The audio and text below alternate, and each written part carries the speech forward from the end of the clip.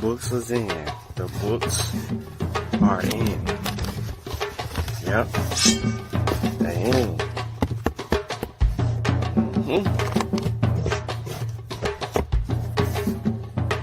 They here.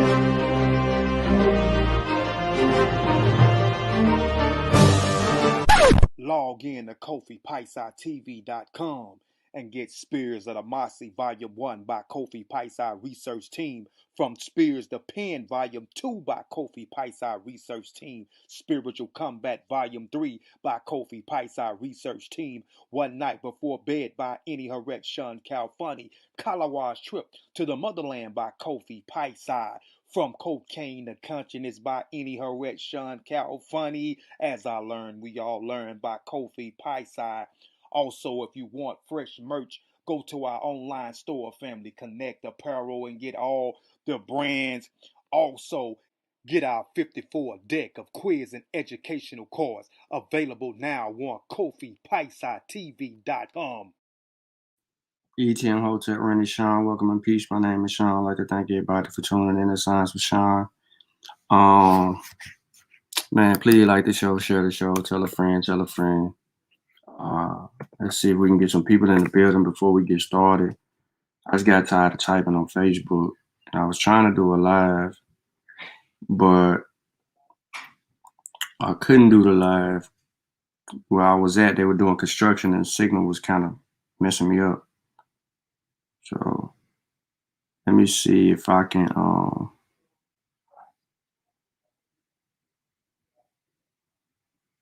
get this shared to the right people. Copy the link. Hopefully everybody having a good day today.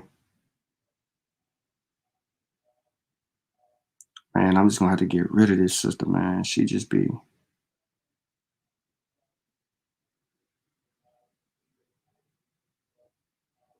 They just say some stupid stuff.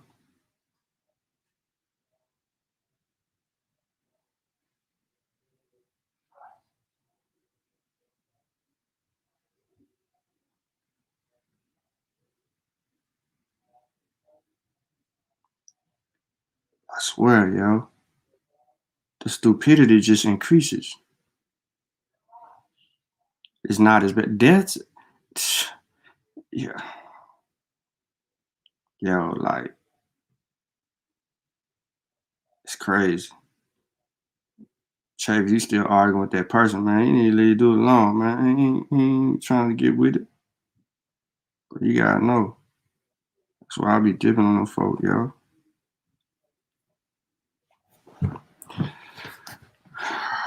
All right, let's see what we got in the building, man. I'm trying to get this post pulled up. Then I'm gonna share it, and we're gonna get straight to it. Straight to it. Where the post at? Bam, scroll, scroll, scroll. Right here. All right, cool. We got a new pseudo on the post too, so it's all good. What up, Nunu? What up, Tika? Zane? Juju? From West Africa. Aronde, what's good, bro? I don't know who else gonna be coming in, but I'm gonna go ahead and share and do my thing. I ain't doing this on Facebook, so let's deal with it. So here go my post right here. Everybody see this post? I wish I could make it big though. I should turn off the comments because I don't want to read like none of them comments. So all right, here we go. United States leads the world with roughly 570,000 COVID-19 deaths. First comment, they're all fake, just a bunch of crisis actors. You know, he just trolling. You know what I'm saying? That's why I said what, and he just laughing. You know, he just trolling. You know. Then he said, and we Native Americans. I was like, oh, you know what I'm saying? I know he trolled at that point. He was just trolling. Rondé in the chat, he says, I thought India took that spot. Either way, it's crazy. And folks still don't want to get the damn vaccine. And then I respond to Rondé, like, it's racking up cases and deaths.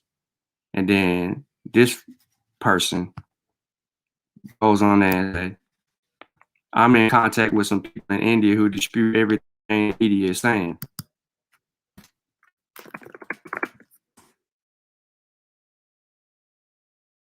Prove it. We got a scientific article that says, let's just do this real quick. See, this is the problem that I have with people.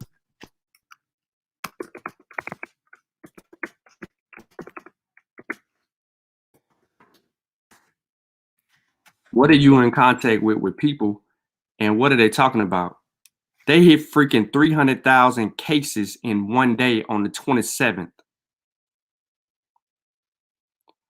Look how big India is. So where in India is this person talking about? They're just making up stuff.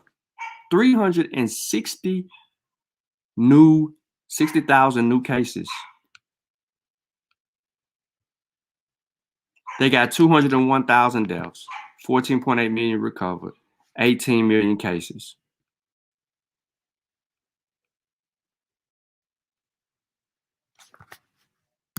Tinker, she do this too much. Like, she just come on a post, she just be post hopping from Wujawu to me to whoever else that probably left, and she does this disingenuously. Who disputes everything the media is saying. They've even been caught using false photos as usual to push the fear. Prove it. And my brother Morris, he said, Morris Black, he says, not bad for a pandemic. I'm like, nah, that's horrendous, bruh.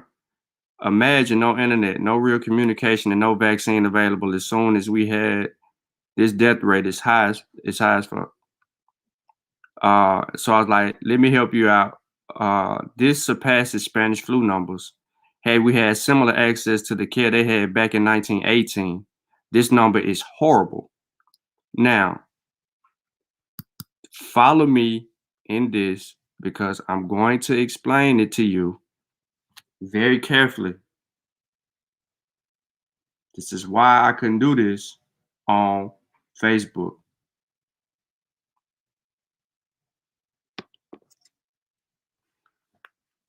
He says, the hypothetical doesn't change the validity of my statement. I said, actually, it does. It is bad for a pandemic. He says, perspective, I guess. You know, so I leave it alone.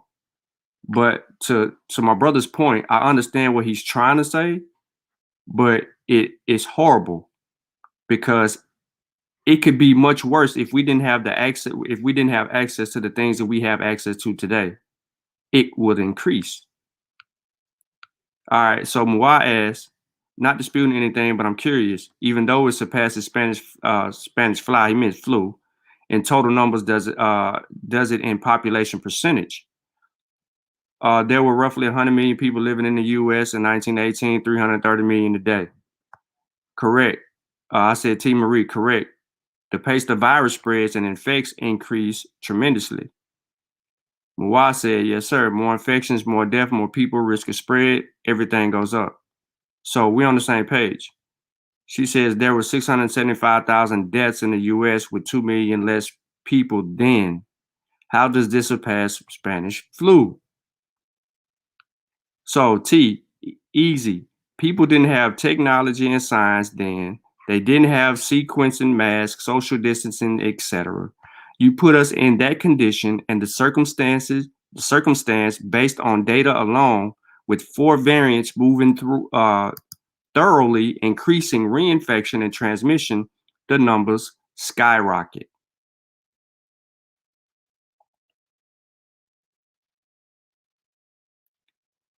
Do y'all understand what I'm saying? If you understand what I'm saying, put a 1 in the chat. If you don't understand what I'm saying right here in response to my sister T, Yep. Good sister. If you understand what I'm saying to her, let me know because it's about to complicate. Based on what I said. So I want to go over this again. Why Moore's Morris said what he said. I responded. And then I gave him an example. I said, let me help you out. This surpasses Spanish flu numbers had we had similar access to the care they had back in 1918. This number is horrible. What I mean by the care, I'm talking about access to facilities like public health, like instant vaccines, like social distancing, wearing masks, properly communicating. They had none of that.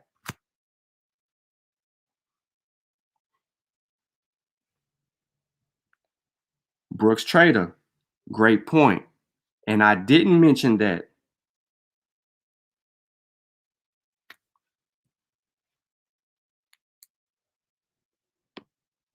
It could be more in depth, but that's why I got tired of typing.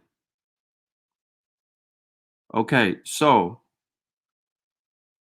why we agreeing with each other right now, but she throws in and says what she says, and then she comes back and says there were 675,000 deaths. We are at 570,000 deaths.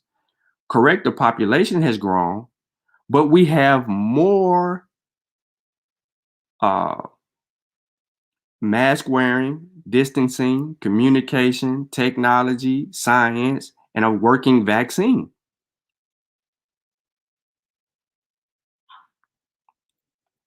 So I say what I say, and then let me give you my second one. I said, I know it's hard for some people to understand this, but in the 1900s, they didn't have a health organization. They didn't have the tools we have today at all. Therefore, lack of communication and spread would have been more severe with COVID. So I'm taking COVID and I'm putting it in 1918, replacing the Spanish flu. Then she says, but you said we had similar access to care they had back in 1918. So let's see if I said that.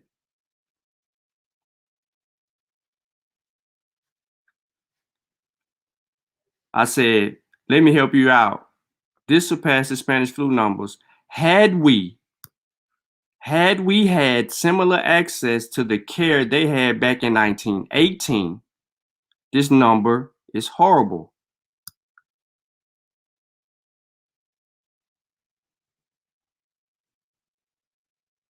Ribosome misprints happen occasionally. They all it does is we dealt with ribosome misprints because somebody tried to use that.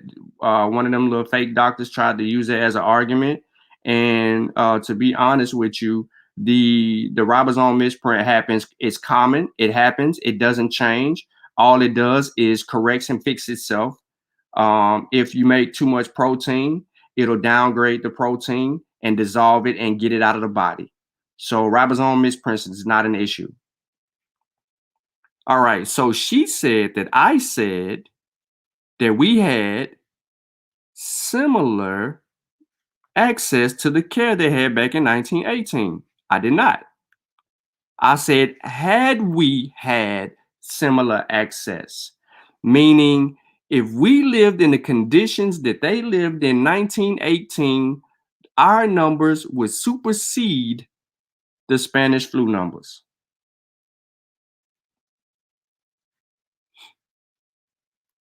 So she made a mistake there. However, I don't charge her with the mistake. Watch what I do. If the numbers of 675 deaths to 200 million people are T-cited, it's a fact, and the Spanish flu is higher, whatever. And then she says social distancing has proven to be ineffective. Of course, Tink is gonna say this. She gonna make a face. CDC says 6 feet of guideline apart, risk is same, and we're gonna deal with this. So I don't want to harp on this. We're gonna deal with this. Studies done on masks are similar. Why 100 million? No, you misunderstood me. I said if we had similar accesses to what they had, then if what we are dealing with now happened then deaths increased tremendously. So I corrected her. Now, why? I answered to them, the deaths are not over, bro. You know what I'm saying? He liked that comment. Now, the reason that I say the deaths are not over is because they're still counting bodies every day from COVID. And then I told her that's incorrect regarding this statement. And we're going to get into that. So the rest is irrelevant here at this point. That's the premise. Now, let's go on. We got Eddie. What side are you on? He being funny. The side of science. And then he laughed. And then she said, it's not bad compared to heart attacks and diabetes deaths. That seemed okay. And then she said, yeah, CV was actually the third leading cause of death, even they openly admitted to labeling everything CV. This is wrong. Again, she's always on the wrong side of the argument. Now, I'm not, this is not about the leading cause of death. We have 570,000 deaths at a time that we have scientific advancements in technology, medicine, and otherwise, communications, all of those things. This number is horrible. Horrible. It's horrible.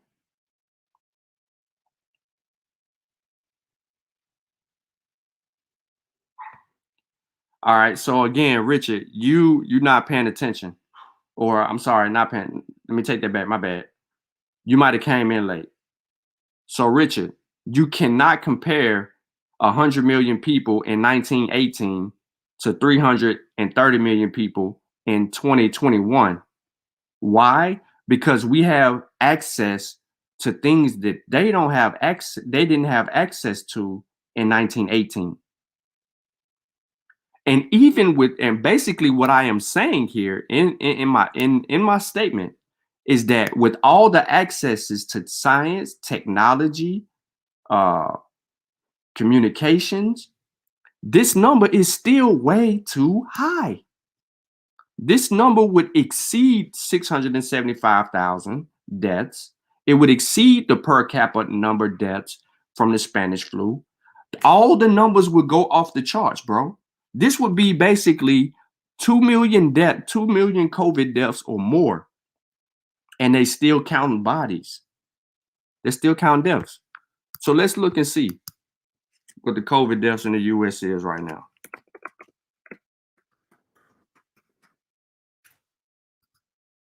Because they do count bodies for Spanish flu. Spanish flu over with. Wrong one. This 5 days ago. This gonna give me that same number. So this ain't gonna do me no well. Where's my Hopkins?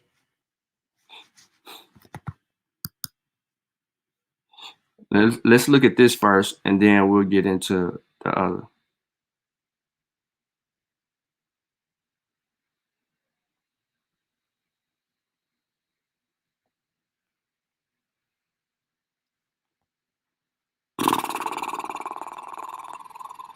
We got a freaking vaccine.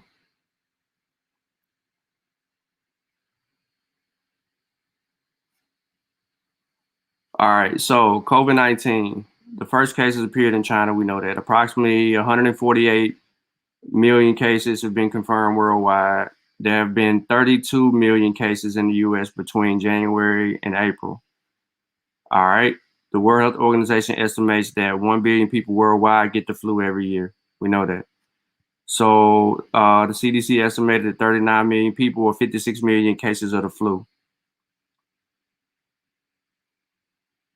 That doesn't give us the totality of 1918. So coronavirus versus flu deaths. There have been approximately 3 million deaths reported worldwide. 573,000 people have died as of April 28th from COVID-19. The flu, World Health Organization, 290 to 650,000 people die of of flu-related causes every year worldwide. So the COVID situation is changing rapidly. Since this disease is caused by a new virus, the vast majority of people do not yet have immunity to it, and a vaccine may be many months away. Doctors and scientists working to estimate the mortality rate, but at present, it is thought to be substantially higher, possibly 10 times more than that of most strands of flu. And that was updated on the 28th. So, in short, this is 10 times or more than that of most strands of flu.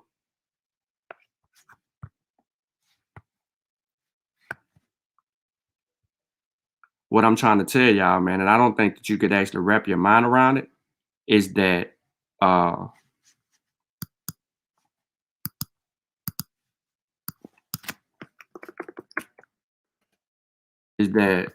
without this technology, it could be worse. A lot worse. The numbers would be a lot higher. So again, we're back to Johns Hopkins COVID tracker.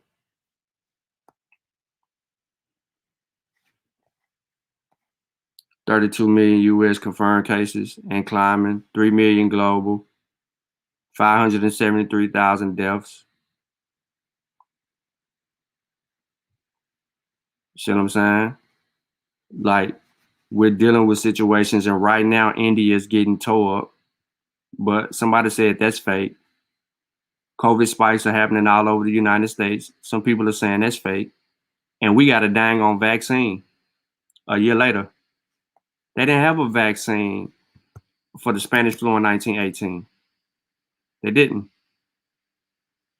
They didn't have the Spanish flu. So let me check the chat real quick. Peace to everybody just coming in. What up?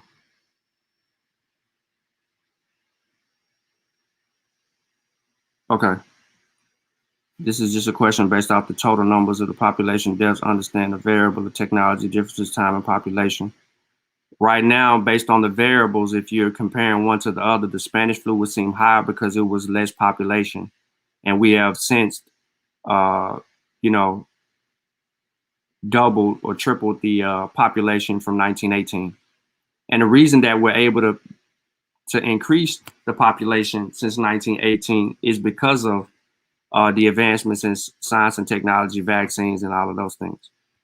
Seat belts prevented more deaths. So life expectancy has increased by like 25 or 30 years from 1918, from the 1900s. So let's go back to the polls. I know we got more people here. So I just want to reiterate, the United States leads the world with roughly 570,000 deaths, COVID deaths. Our bro said, not bad for a pandemic. I basically was telling him that's horrendous. And then I used the analogy of comparing it to Spanish flu. I said, had we had similar access to the care they had back in the 1918s, this number would be horrible. So he was like, well, that's hypothetical, doesn't change the validity of my statement. And I'm like, it does. It does. It is bad for a pandemic because we can't fathom what 500 and listen, that means 570,000 people dead. That means there's more people who just lost a family member, right? I'm not minimizing it or anything like that, or I don't want y'all to think that he's minimizing the deaths. That's not the argument, or we're really not arguing. We just, as far as perspective, we just don't agree on perspective because he's thinking hypothetical, and I'm over here like, nah, that's terrible. Because the reality of that number is that if we lived in 1918 under the conditions of 1918, without the conditions we live in today, the number of deaths would be 3 times as high because of transmission and infection, the spread of transmission. We have more deaths.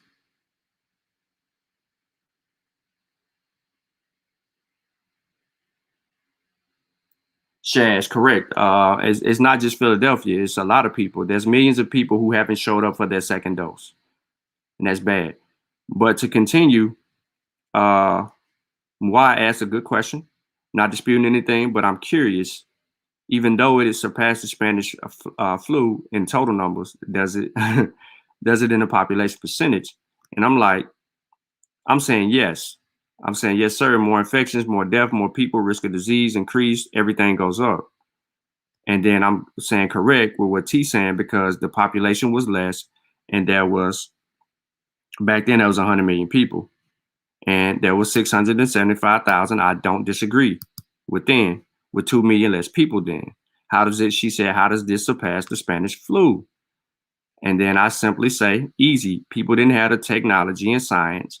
Then they didn't have the sequencing, masks, social distancing, etc. You put us in that condition and circumstance based on data alone, with 4 variants moving thoroughly, increasing reinfection and transmission, the numbers skyrocket. That's just simple science.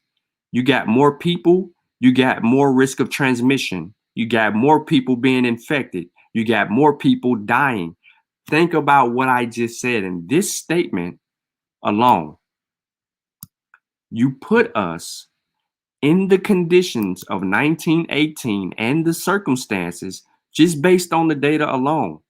333 million people in 1918 with COVID running around. No vaccine, no social distancing, no mask, no social media, no phone calls really being made. You got way more poor people who don't have access to TVs, who don't know nothing. People living on top of each other. The conditions horrible back then. Not like super horrible like that, but I'm saying horrible in the sense that your neighbor is literally right next door to you, like less than 2 feet. Like people living on top of each other in these small apartments and things of that nature. Think about that. If we're living then with the way COVID is spreading at the rate that it's spreading, with 330 million people back then, we surpass 675 easily. That's why I'm saying 573,000 deaths is horrible with all the access to science and all all this evolution of everything that we have, and people are getting taken out left and right. That's why I said I know it's hard for some people to understand this, but in the 1900s they didn't have a healthcare organization. They didn't have the tools that we had today. They didn't have mass vaccination programs.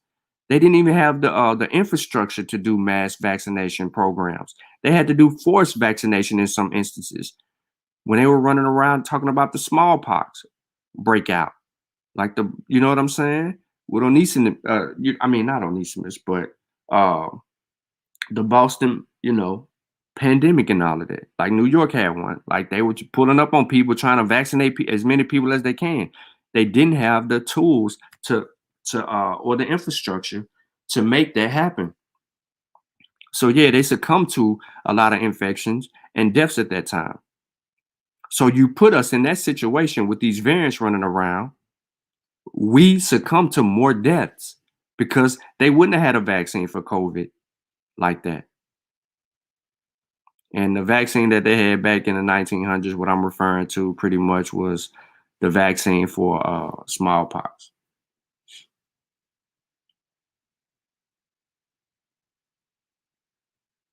Yeah.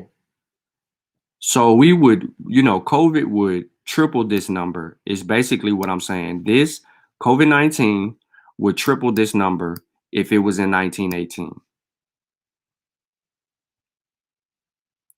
So, I want to deal with what she said right here.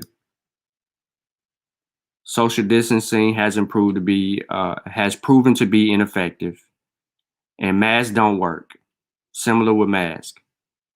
Now, she's citing an MIT study. So let's deal with it. If you look at Business Insider refers to the MIT study.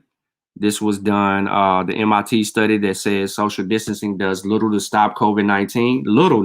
Little. Now, if we go back to what she said, social distancing has proven to be ineffective. They have released a number of studies, most recent from MIT, saying there's absolutely no science behind the CDC's recommended 6-foot guidelines, and that whether you're 6 feet or 60 feet apart, your risk levels are the same. So let's see. Study published Tuesday, World leading health journal says 6 feet social distancing indoors. So 6 feet social distancing indoors did little to stop the spread of COVID indoors, but it didn't take into account all the ways the virus spreads. So in the very first paragraph, there's a conflict of interest with what our sister said. Social distancing has proven to be ineffective. They have released a number of studies, most recently from MIT, saying there's absolutely no science behind the CDC's recommended 6 feet guidelines, and that whether you're 6 feet or 60 feet apart, your risk levels are the same. The CDC has never released any studies confirming the risk or benefits of the 6 feet rule. Studies done on masks are similar. Crucially, the MIT study focused on airborne transmission of very small droplets. The study didn't look at whether distancing stops the virus spreading via 2 other possible routes. First, large respiratory droplets, and second, direct contact.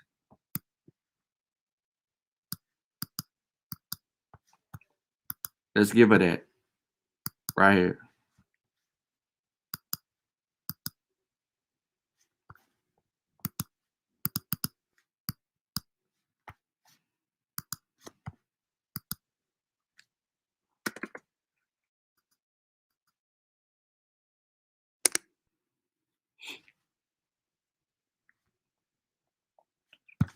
All right, let's go back to her comment. Let's see if she's right here. Now, according to CDC and prevention, coronavirus mostly spreads through large respiratory droplets. This can happen when people are within about 6 feet of each other for a prolonged period. And an infected person coughs, sneezes, or talks, launching droplets from their mouth to the nose into the air onto other nearby people. It's also possible to catch COVID by touching the surface object and have the virus subsequently touching the mouth and the nose and the eyes. This is called direct contact. This is not thought to be the main way the virus spreads. Social distancing can stop the virus from spreading in these ways, according to CDC and WHO. Bizdek research fellow of Bristol Aerosol Research Center at the University of Bristol told Insider that physical distancing reduces exposure to large droplets which travel like cannonballs and settle on the ground quickly. He said distancing helps reduce exposure to smaller aerosol droplets too, because their concentration is always highest near the source, i.e. a person's mouth and nose. Okay? MIT searchers didn't advocate scrapping social distancing. They said in a joint statement Sunday that the study indicated the 6 feet rule was insufficient to stop airborne transmission indoors.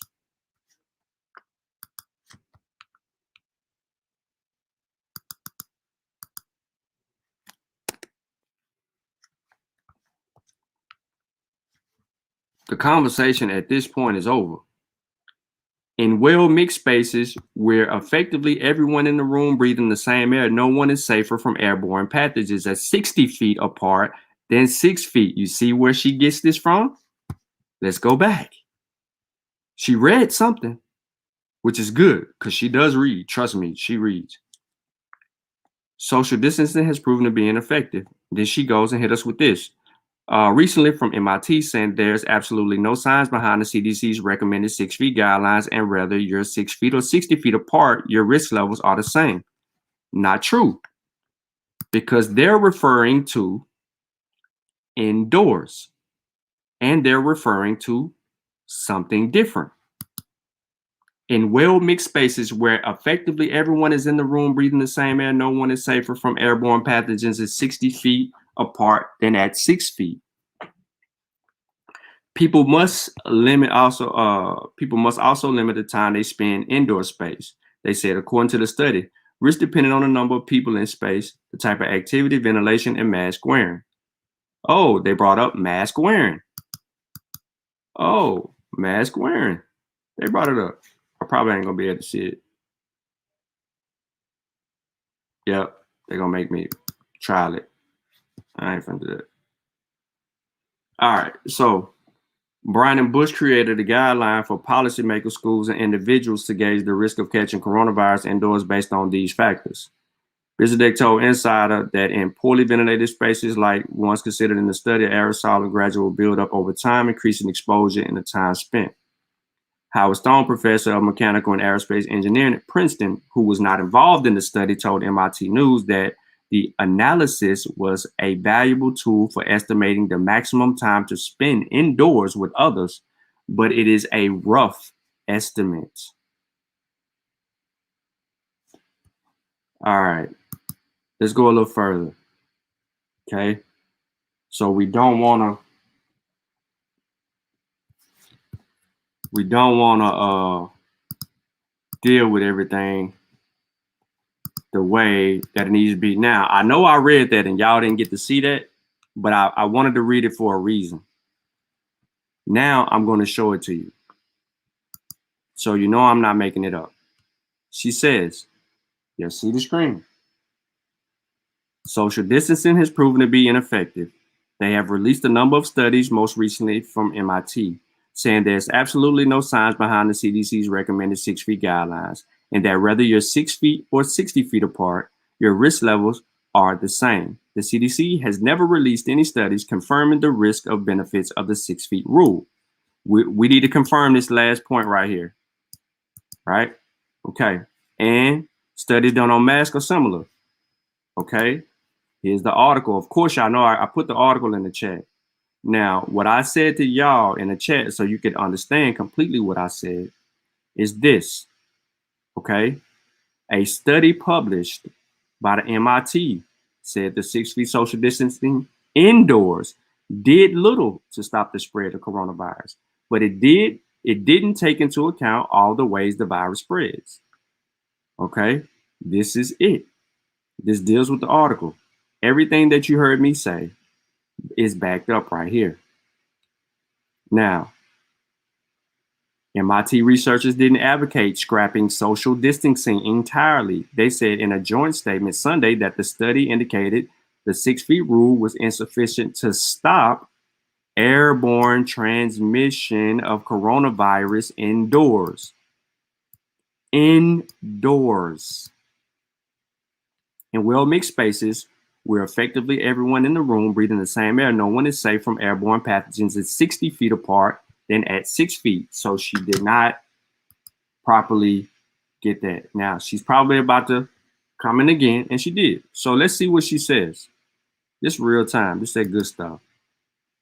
I didn't say they did. It said there was no difference between 60 feet and 60 feet. Also stated we did not need to close down as most places were well ventilated and practice safe precautions.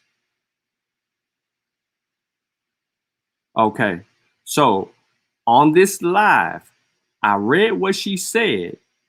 Social distancing has proven to be ineffective. That's what she said. They have released a number of studies, most recently MIT saying there's absolutely no science behind the CDC's recommended 6 feet guidelines. We're going to deal with that. So I read exactly what you said, and I gave you a study published Tuesday in a world-leading medical journal said that the 6 feet social distancing indoors did little to stop the spread of coronavirus indoors, but it didn't take into account all the ways the virus spread. That's true. What I just said is true. Crucially, the Massachusetts Institute of Tech. We just read the source.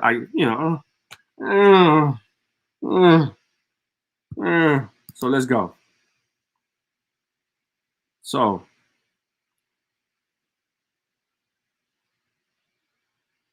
let me get back to what they said, because all this is about small droplets. They're talking about small, there's two different things being spoken about. So, like I was saying, A guideline to limit indoor airborne transmission of COVID-19. Here's a study that was published a few days ago, and this is pretty much what it is cited. Of course, you have the source right here. You know I'm going to give it in. It's locked in. So basically, in the abstract, they're talking about the revival of the American economy. All of this is to generate the freaking American economy. It says it's being predicated on a social distancing, specifically 6 feet rule, a guideline that offers little protection for pathogens bearing aerosolal droplets sufficiently small to be continuously mixed through an indoor space. You know, with proper ventilation in an indoor space, you actually can be indoors. It's like being on a plane. Remember yesterday we talked about the study that says how long you can be in an actual setting before you can come in contact with COVID. There you go. So we already walked this walk. Unfortunately, people don't keep up with the science and don't read all the material to understand it.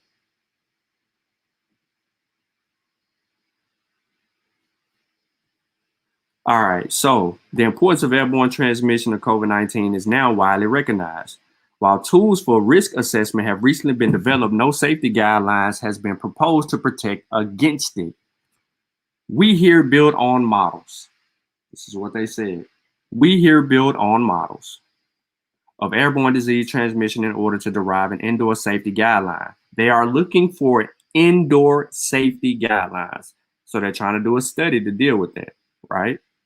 Classroom settings. This is to get kids back in school.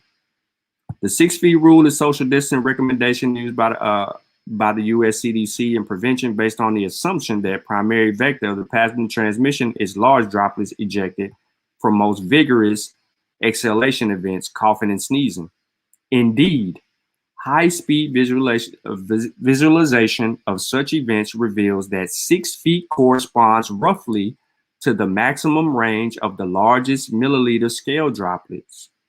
Compliance to the 6 feet rule will thus substantially reduce the risk of such large droplet transmission. However, the liquid drops expelled by respiratory events are known to span a considerable range of scales, with radii varying from fractions of micron to milliliters, small scales. So, she's referring to two different things. And it goes back to Jolanda's point, reading comprehension. Your MIT's argument, and let me say this.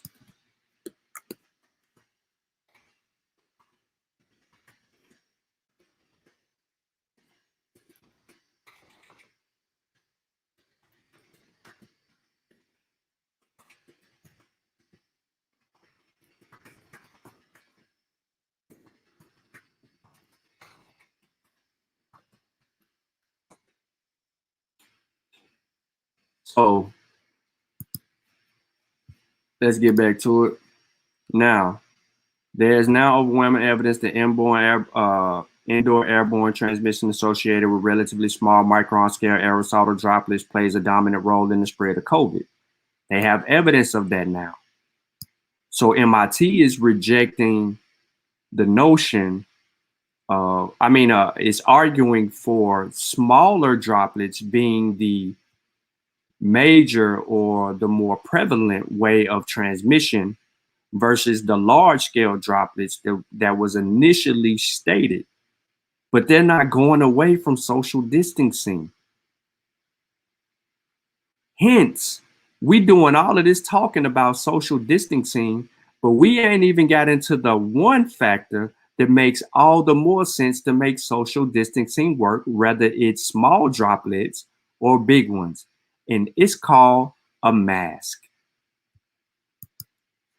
Let's go on to another little study here, social distancing and wind. So, you know, they did a study about social distancing and wind. This is just a nice little article that talks about the distance sneezing and coughing and talking can spread. You know, this says this, and let's deal with it. The question was asked, I wonder how wind might affect 6 feet social distancing recommendation when I am outdoors, in particular if I'm directly downwind of someone Should that distance increase? We're going to say probably not. But the answer comes with a few caveats. The first is that the 6 feet recommendation is not carved in stone. Rather, it has to do with the maximum distance that large respiratory droplets from a sneeze or a cough are thought to travel, based on research done in the middle of the last century. However, more recent research shows that smaller droplets from coughs or sneezes may travel much farther than 6 feet, and wind could cause respiratory droplets of any size to travel farther still. I'm going to stop right there. 2020 article regarding turbulent gas clouds and respiratory pathogen emissions. Potential implications for reducing transmission of COVID-19 focuses on basically the same argument, right? Large droplets, small droplets. As you can see here in the article, or even right here, you see it. Large droplets, droplets large enough, right? We're dealing with large and small droplets. Okay, I don't want to confuse nobody here. We're talking the size here. CDC is saying practice social distancing because of the size of large droplets has the potential to transmit or infect quicker and faster. New evidence says, well, indoors, smaller droplets have that ability to transmit the disease. Infect people. Cool. It's two different things going on right here.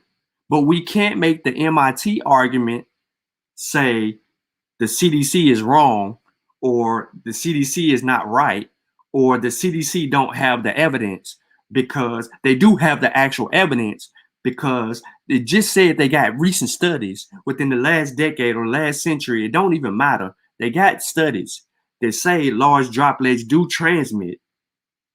You just have new up-to-date information that's saying smaller droplets also do and seem to be the more effective way. This is science. You know, the thing that people are rejecting, aerosol surface stability of SARS-CoV-2 compared with SARS-CoV-1. In a 2020 study. Now, this was also used to argue your point for smaller droplets. So they were looking at aerosols and variant. Now, remember, initially, people didn't think, and even the CDC, earlier on in the pandemic, they didn't even think that this virus was actually airborne. And then that was retracted once more information became readily available to them, and studies were done to prove that this virus is being transmitted in the air. All right. Now, one thing real quick, Aronde, that I want to say about old girl right here. Tinkle. She was one of the people that said COVID really wasn't all that. It was a hoax. It was made up. A lot of propaganda stuff. She pushed hydroxychloroquine on people as a treatment and all of that. And she ended up being all the way wrong. So I don't take her serious. But let's move on.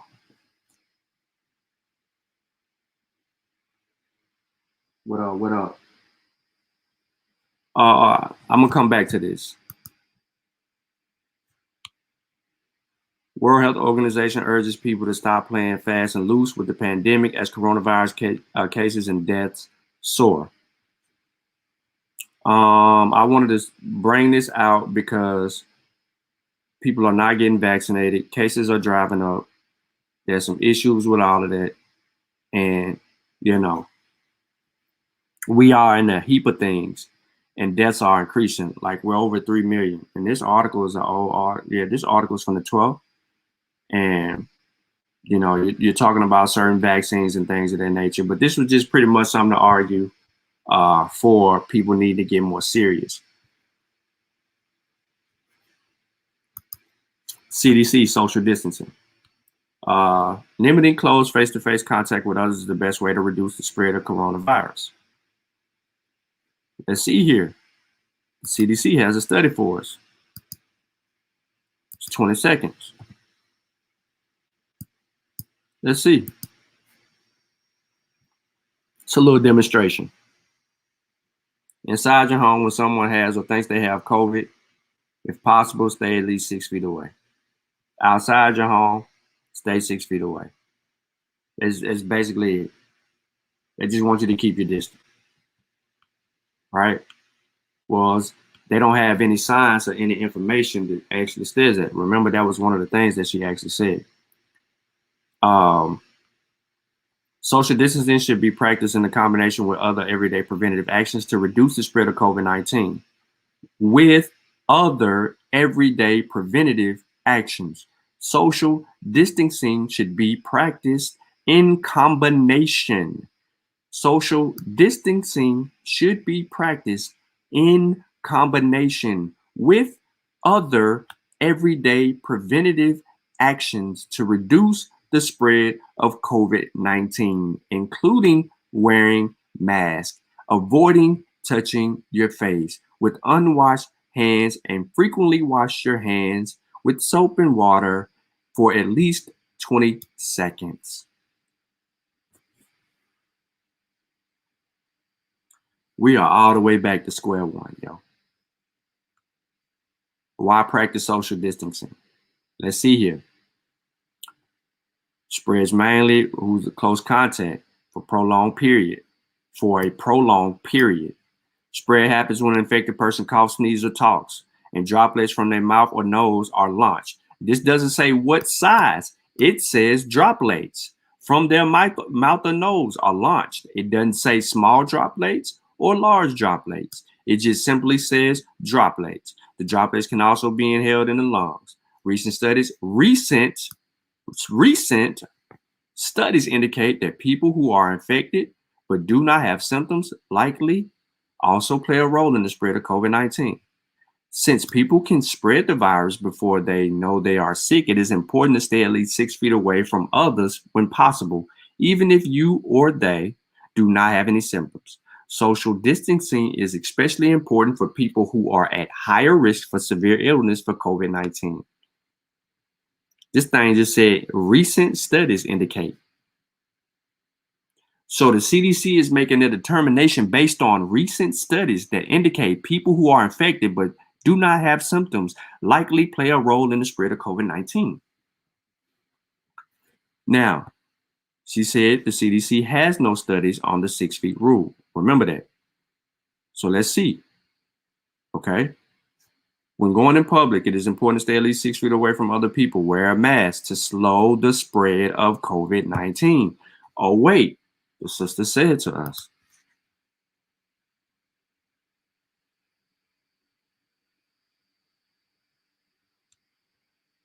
Where you at? Studies done on masks are similar, saying they are unproven and ineffective. The CDC has never released any studies confirming the risk or benefits of the 6 feet rule. The CDC is basing their determination on recent studies, not their studies, not the CDC studies, recent studies. They get into tips for social distancing. So let's see, live on the air, if there's any more information, we can go. The Center for Evidence-Based Medicine. What is the evidence for social distancing during a global pandemic? What is the evidence? Although limited, the best available evidence appears to support social distancing measures as a means of reducing transmission and delaying the spread. Staggered and cumulative implementation of these interventions may prove most effective. The time and duration of such measures is critical. All right. Here you go. Here you go. There's your source. Verdict. Although limited, the best available evidence appears to support social distance measures as a means of reducing transmission and delaying the spread. Staggered and cumulative implementation, these interventions may prove most effective. The time and the duration of such measures is critical. That's the verdict. It's the background. Okay. In response to COVID-19 pandemic, the UK government has now moved from its contained phase to a delayed phase. Social distancing measures are being mandated.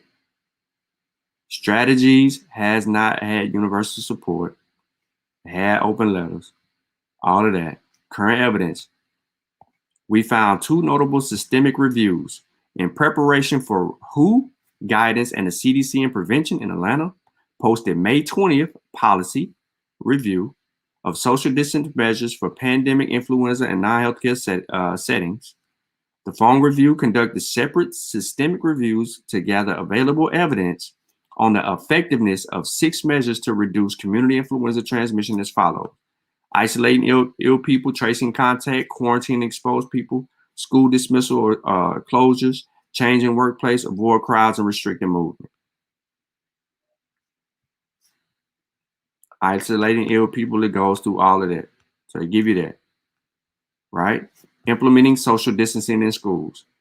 Our supplementary search identified an additional study from Faraday and the colleagues who conducted a qualitative study to explore the perspectives of school and preparedness officials on the feasibility of implementing a range of social distancing practices to reduce influenza transmission during a pandemic.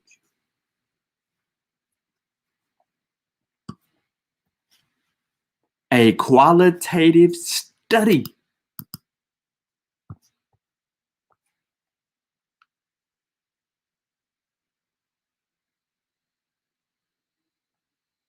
What we're doing is we're avoid reading the data. National Library of Medicine from the NIH, National Institute of Health, school and preparedness officials' perspective on social distance practice to reduce influenza transmission during a pandemic, considerations to guide future work.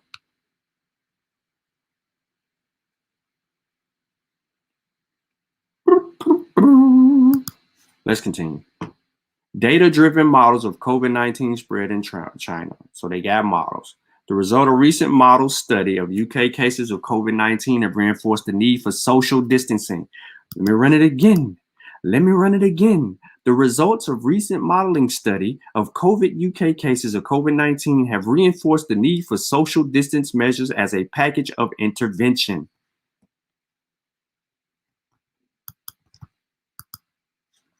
Here go your paper right here. Impact for non-pharmaceutical interventions to reduce COVID-19 mortality and healthcare demand. 2 fundamental strategies. A, B. They're trying to social distance you. It don't prove. They ain't got no studies. They base their research. They base their distancing measures from research that had already been accumulated on the data. The CDC don't have to do the studies.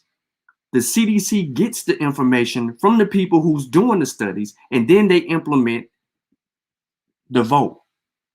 You know, like the FDA votes and they do all of those things. This is like the similar situation.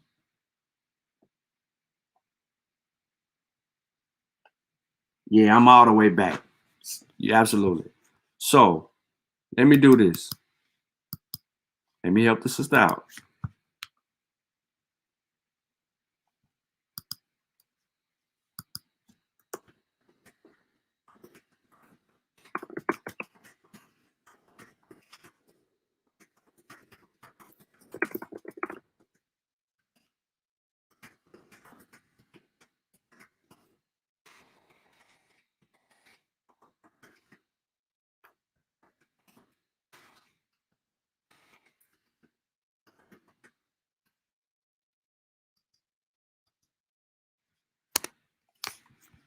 And let me give her this one.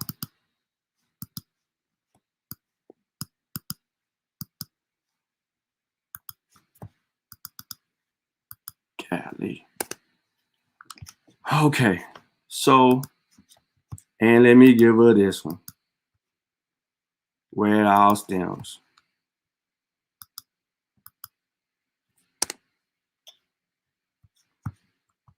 And I should give her this one, because the CDC says social distancing, also called physical distancing, means keeping a safe space. But to practice social or physical distancing, stay at least 6 feet, about 2 arm lengths from other people. Social distancing should be practiced in a combination with other everyday preventative actions to reduce the spread of COVID-19. including wearing, need to give you that too.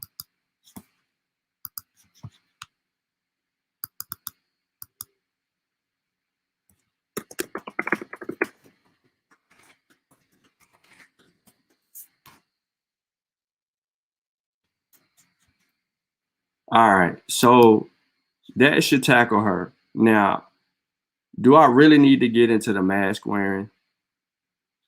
I mean, she said the stuff didn't work.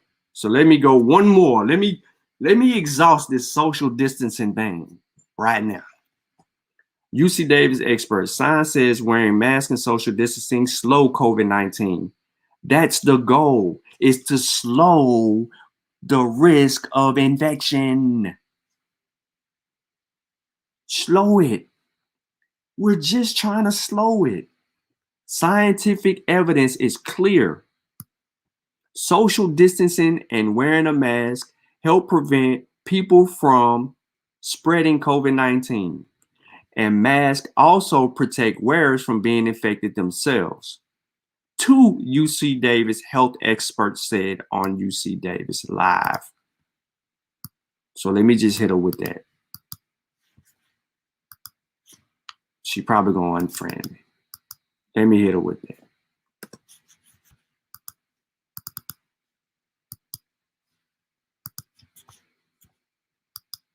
Oh man, I had 15 more friends the other day.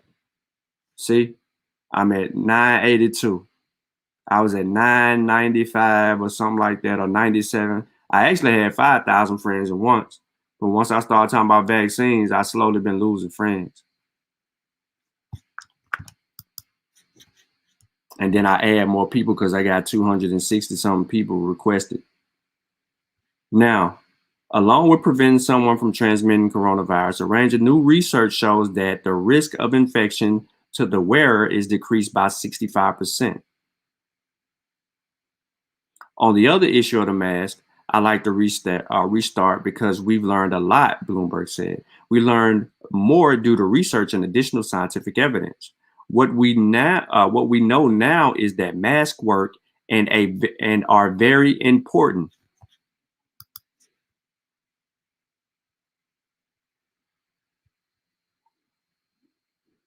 Social distancing has proven to be ineffective. They have released a number of studies, most recently from MIT, saying there's absolutely no science behind the CDC's recommended 6 feet guidelines, and that whether you're 6 feet or 60 feet apart, your risk levels are the same. The CDC has never released any studies confirming the risk of benefits of the 6 feet rule. Studies done on masks are similar. UC Davis begs the difference. They say scientific evidence is clear. Social distancing and wearing masks help prevent people from spreading COVID-19. And masks also prevent wearers from being infected themselves, two UC Davis experts say. Then they get into this thing that everybody confuses.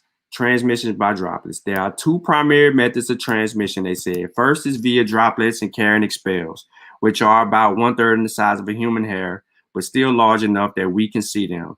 They fly through the air until gravity pulls them down. The maximum distance of the flight is about 6 feet, which is why social distancing is so important. Masks create an effective barrier against droplets, protecting both the wearer and the people around them. They said. Let's see. Oh no, I can't do this. 33. I ain't gonna do this. But this should be good because it's 33 minutes and they're talking about transmission. All right, now transmission by aerosol particles, they get into that. Do store officers shield out protection? They get into that. Children in COVID-19, they get into that. Like, you cannot get around what I'm saying. I'm not trying to act like I'm cocky, I know it all, or that I'm the only one with the information, or that none of that.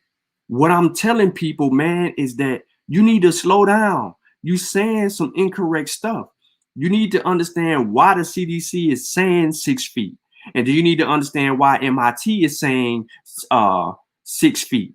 don't work or 60 feet don't work, because they're talking about two different things. CDC is talking about large droplets. MIT is talking about smaller droplets. And this is because over time, studies continue to be had or be done, and more information becomes readily available for us to change the metrics. They are trying to get the economy back rolling, get people into businesses, get kids back in school, get people back, back to working, doing whatever it was they were doing before the pandemic. But it's not going to happen the way that people think it is.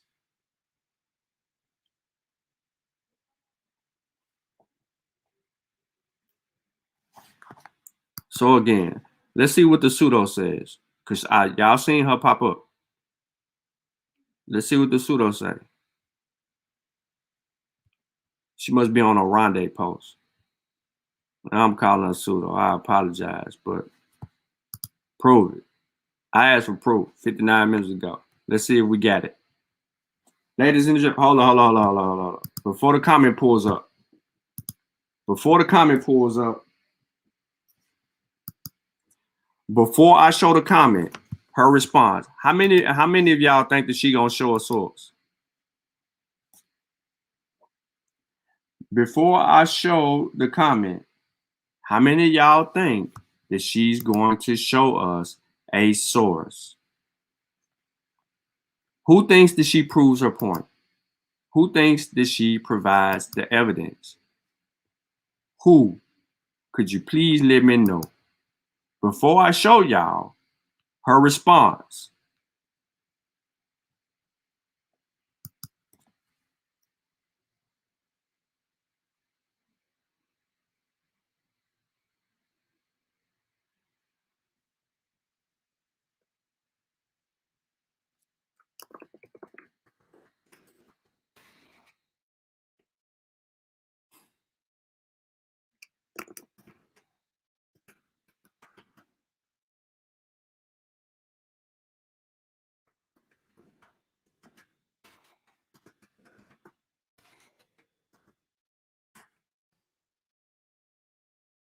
Who thinks she gonna do it?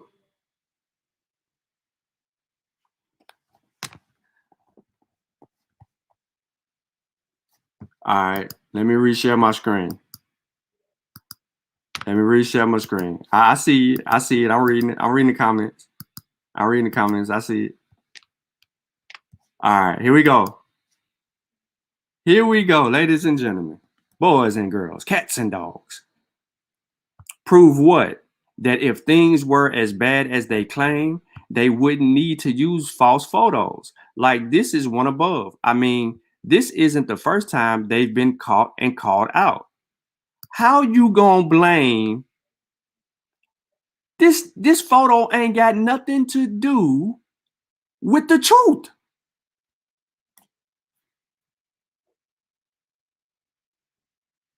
Hell to the no, to the no, to the no, hell no, hell to the no.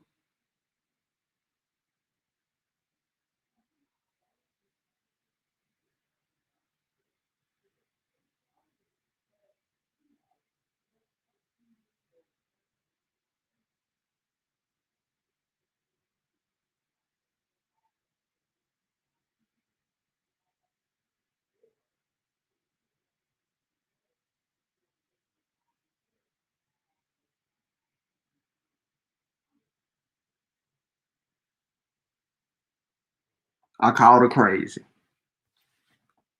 Hell to the no, to the no. Hold up.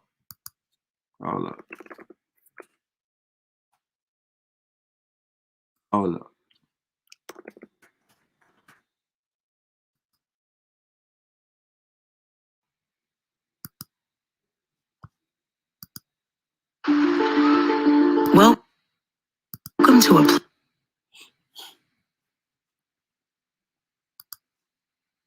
Come on, Bishop. Yeah. Listen, let it go. My name Bishop Bullweckle. I got the first church, nothing but the truth. What you say? Deacon Kyle, Deacon George, Deacon Clay. Open up the door and turn them loose. stop right there. Y'all know I can't play too much of it. I gotta stop it right there.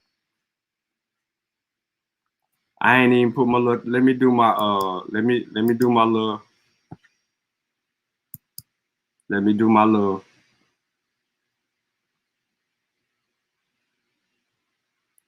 Can y'all believe this girl? This girl went to the New York Post because of a photo the New York Post select. Her comment, she trying to give her comment validity off the New York Post. Copyright disclaimer. Copyright disclaimer under Section 107 of the Copyright Act 1976, allowance is made for fair use for purposes such as criticism, comment, news reporting, teaching, scholarship, education, and research. Fair use is a use permitted by copyright statute that might otherwise be infringing.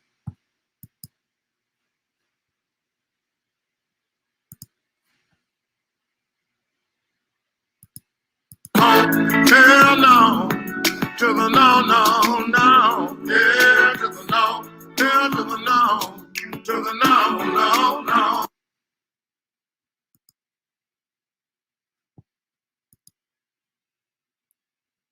She commented again, ladies and gentlemen. We're going to see what she says. She comes on Aronde's post comment and says, I'm in contact with some people in India who dispute everything the media is saying. They've even been caught using false photos. So she comes up with this. Now, prove that India disputes the increase in cases. Tinker, so the fact that the cases are up, deaths are up is false. The photo you blame in New York Post, not the facts, crazy. Oh, I thought it was my side-by-side photo. This was supposed to be beside it. And no, my thing is, if it's the case, then why falsify photos?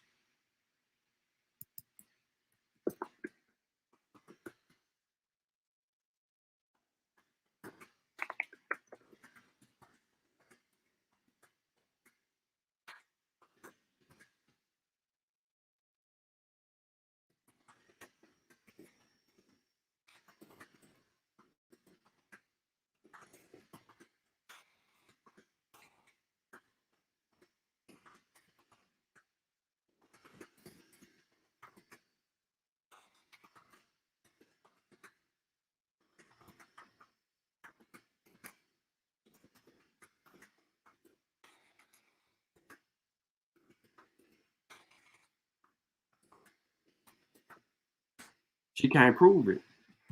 So once again, let's go back to the deacon real quick.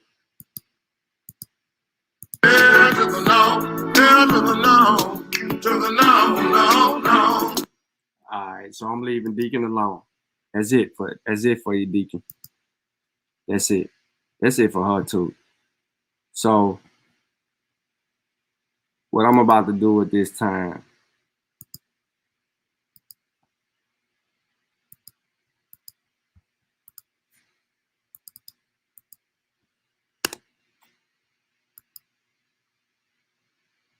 drop the link in the chat for anybody that got questions, comments, concerns, and we deal with it like that.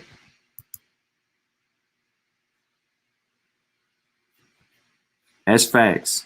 She need to go get that Indian source.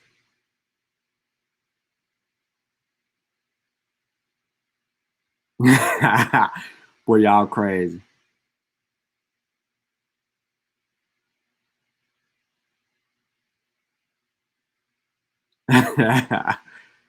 Yo, he said, Zane said, make us some flashcards.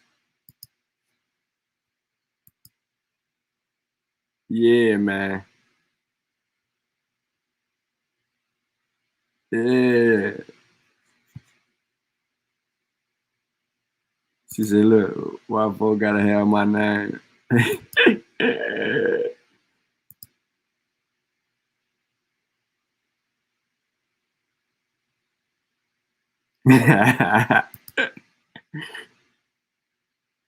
One lady on Facebook told me I'm gonna grow an ear on my foot. She crazy as hell. I just came back, but what effect does the US and EU have on deaths increases India because they will not share the vaccine recipe? This is a different science talk. No, if you're unaware, the vaccine rollout for India has been strenuous, and richer countries have been focused on richer countries. However, the US under Biden has already put a play in motion to send 60 million vaccines to India to help combat its widespread outbreak. I don't know what other people are doing, but Biden is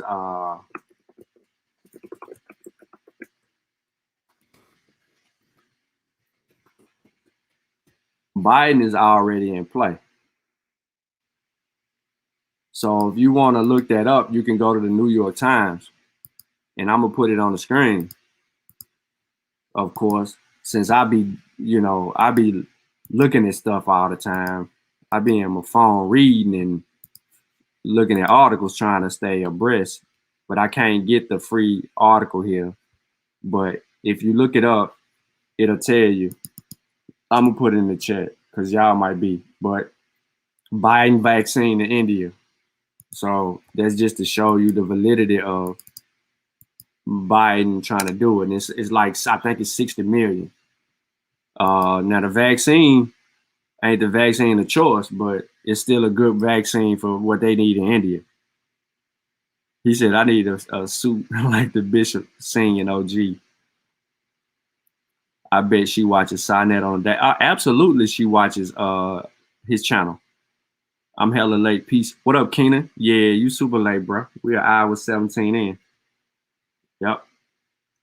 Understand first. He said no, then he changed.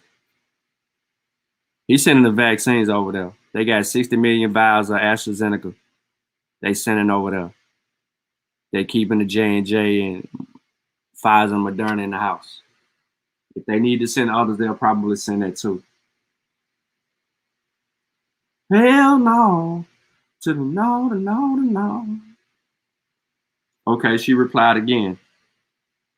Get your Indian source. I told her to get her Indian source, stop typing.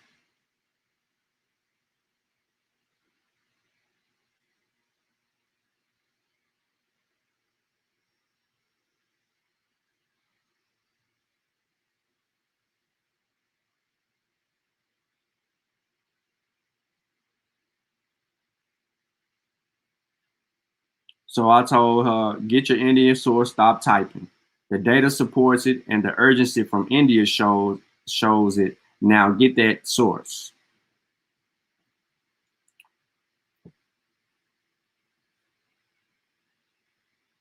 We got the pseudo judo, 30-year-old man hospitalized. Oh yeah, he's super late. Yeah, you late, bro. You trying to do too much. They be using some third-party sites like no other. Appreciate that, chill. T'Challa fell off, so we'll see if T'Challa rejoin.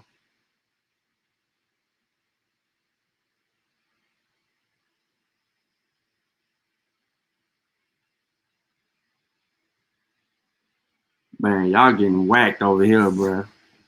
Don't hold your breath waiting for that source. She on your comment. I know you getting a notification. You don't want to see you pass out. Yeah, I ain't gonna pass out. AstraZeneca seems to be doing well in the UK and among other places. It's just the United States don't want to deal with the causes of potentially the data being skewed. The United States is trying to be more protective than anything. I'm about to go full-fledged pseudo on all y'all channel. About to be on some Bill Valentine. Oh boy, you tripping? What up, T'Challa? Oh, what up, man? My phone was tweaking. Yeah, I seen that. So soon I'm like, what T'Challa? You fell out.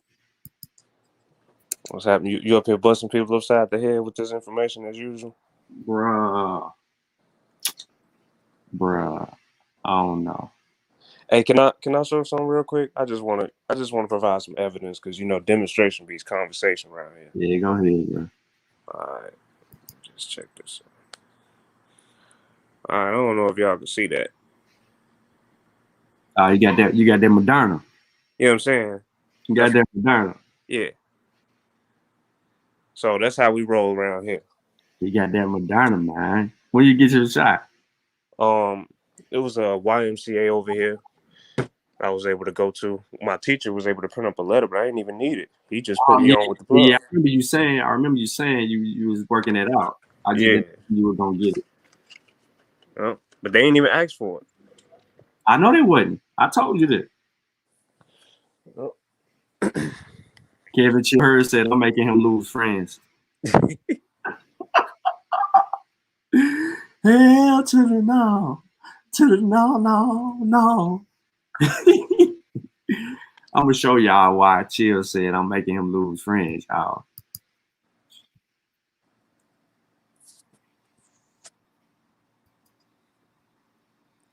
Just send it to me. Send it to me. Peace to the family too, man. Look. We all, yeah, I'm losing fans. I'm losing friends too. Sure. I'm losing friends trying to tell the truth, man. I don't know how the hell that happened. I thought we were all conscious. Man, I thought we were all conscious. I thought woke mean being aware, knowing what's going on in the world, being literate. You know what I'm saying? That's what I thought woke meant. But that shit means sleep. Another form of sleep. Woke mean napping. So if you sleep, you don't know what's going on. So woke gotta be napping. So you kind of know what's going on, but you really don't. You kind of know, but you have sleep. Sleepwalking, huh? Sleepwalking. Woke is the new nap.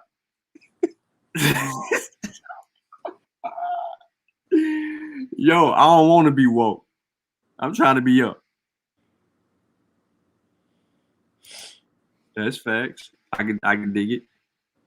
They're vaccinating at the Y. Yeah, Chicago different, bro. Yeah. Yeah, we losing all kind of friends. There's people in this chat that don't even want to lose no friends though, so they don't even share my, you know what I mean? They don't even share my stuff. What they say? Can the world's biggest COVID-19 surge look? Oh, hold on. Can look, y'all. Am my screen showing? No, my screen ain't. Let me share my screen. So I just got an email, right? My email come from National Geographic. They email me every time they get new articles and update, right? So I get these free articles to read from the National Geographics. Y'all can see my screen now. All right. Yeah, sure. Let me do this differently. Let me stop sharing. Move.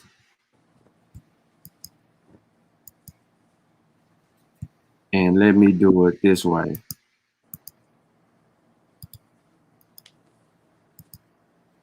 Boom. You see it now. Mm-hmm. All right.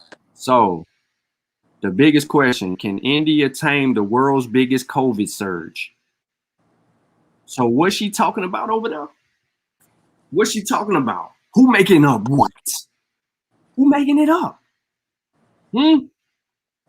You cannot play, man. Listen, why do y'all think I just sit here and read this shit all day? I'm supposed to be working on my book.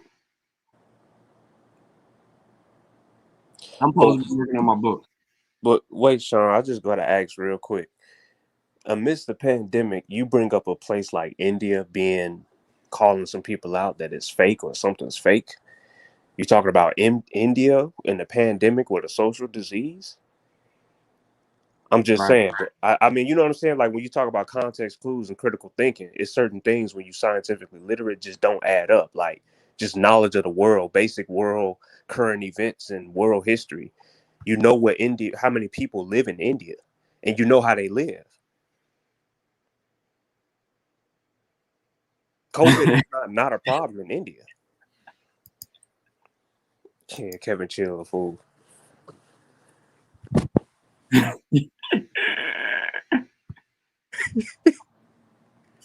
Boy, y'all let him have it.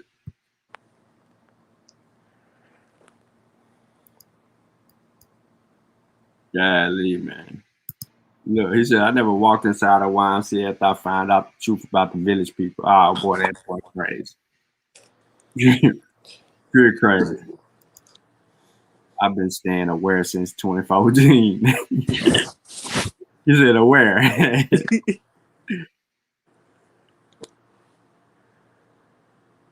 Yep, it is. Japan going through it too. Japan is in lockdown. It's a third world country that can't even get food because they on lockdowns from COVID. Oh boy, see it coming again, y'all.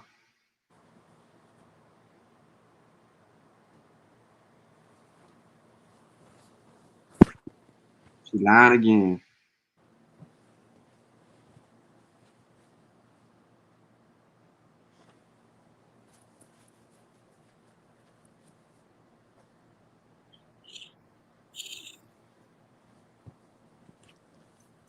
I'm gonna do it one more time, y'all. I'll do it one more time. I know I'm having fun right now. You know what I'm saying? I'm trying to liven up sign with Shawn with the shenanigans and stuff like that. You know what I'm saying? At the same time, can y'all see my screen? No, y'all can't see my screen. Let me share my screen.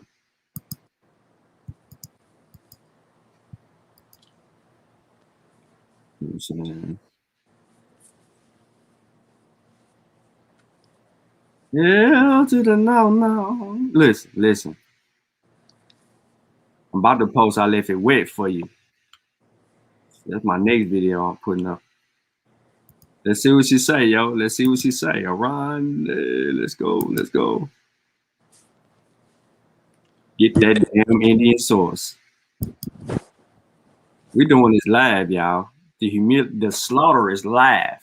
This is why the scientific community, like scientists, they really don't mess with like social media. Like they don't come out and get in these conversations is because it's outlandish. Like what point is you trying to prove? Because initially, your initial point here was that I'm in contact with some people in India.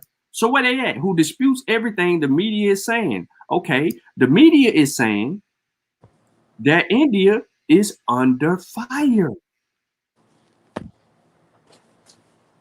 The case is up. So get the damn source. What are we doing? Look, real time. It's going down. For one, what you're not going to do is talk to me in any kind of way. I have yet to ever speak to you sideways.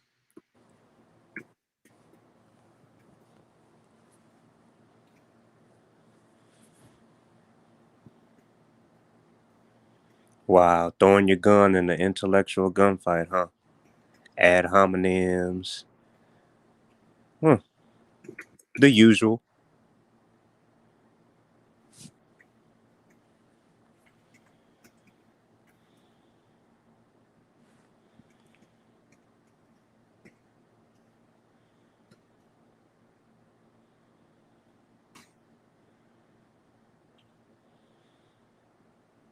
Get that damn Indian source.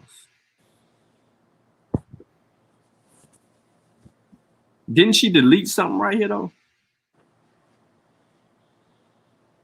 Look what she said right here. What are lies? They started the vax in January. Now suddenly shooting who over the course of the most recent 5 days. I don't even know what she's saying right here. So I just put lies. Get that damn Indian source.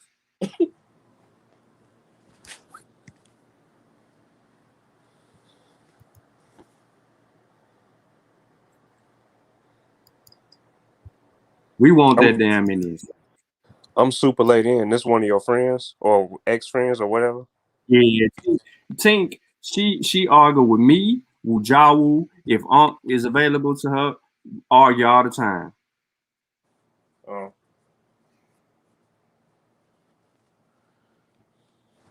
Correct. They don't have time for that malarkey. But then again, they super spread COVID as pseudo parties, so I'm cool with hanging with y'all.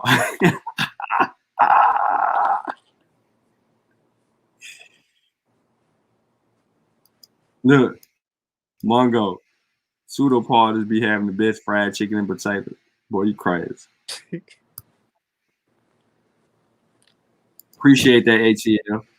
Well, that's what we do over here, man. We want to make sure that we can provide an area of resources that can combat all the misinformation that is in the community. Like all the Science with Shawn episodes, except for some of the earlier ones, got the links in the description. And those that didn't, I put them in chats. But I actually demonstrated, I demonstrated and put things on screen. So we actually learned in every episode with Science with Shawn on what's going on, the current events, what's transpiring. However, I have to go backwards a lot, and that I don't want to do. But I never really fully addressed the whole 6 feet social distancing thing or the mask thing in its entirety on the Science with Shawn. So I just wanted to go ahead and have that. No matter how long the show was or anything like that, I wanted to make it readily available for people to refer back to. And they ain't even got to watch it. Hell, you can pull all the sources that I dropped. You know what I'm saying? You can click on a video and just get all the sources and share it with someone. Yeah, see, look, Chavis know that girl crazy because he didn't argue with her before. And I think, I still think they arguing about something on one of my other posts that they ain't even got no resolution to it yet. Yeah. So I don't know what hold on before I bring you in. Say 1 second. All right, there you go. The family. Peace to the family. Peace to the family. What up? I'm good. I'm all the way in the next side of the world now. I'm down in Panama. I'm in Panama. I'm gonna get my hip fixed, but I'll be doing my homework. Here for a little surgery. Yeah, I'm here for surgery. Gonna be here a couple of weeks. You went all the way to get your hip fixed. You could have came. Yeah. You could have came to the States and dealt with Andrews, man. You see, the problem is traveling to the US for medical stuff. The insurance, the cost is so high that I can travel to Middle America, South America. Sometimes we go to Colombia, and it costs a fraction of what it would cost in the US, although the US is much closer. So it's a numbers game. It's finances. And on my small little island, they don't do a lot of major surgeries. So they do the routine stuff. A hip surgery is pretty routine, but this time now with COVID and stuff like that, they prefer to send people out. So I'll be here for a couple of weeks. I've been following that India story. Man, the things I'm hearing on my side, it's a hoax. It's not real. The people are dying because of high temperature and no food. So COVID has nothing to do with it. This is crazy.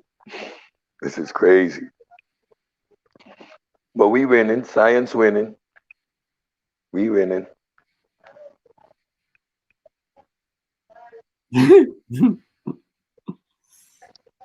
Yeah, so I want to bring up something Brother Malcolm had actually sent to me earlier, and I think that it's Rondé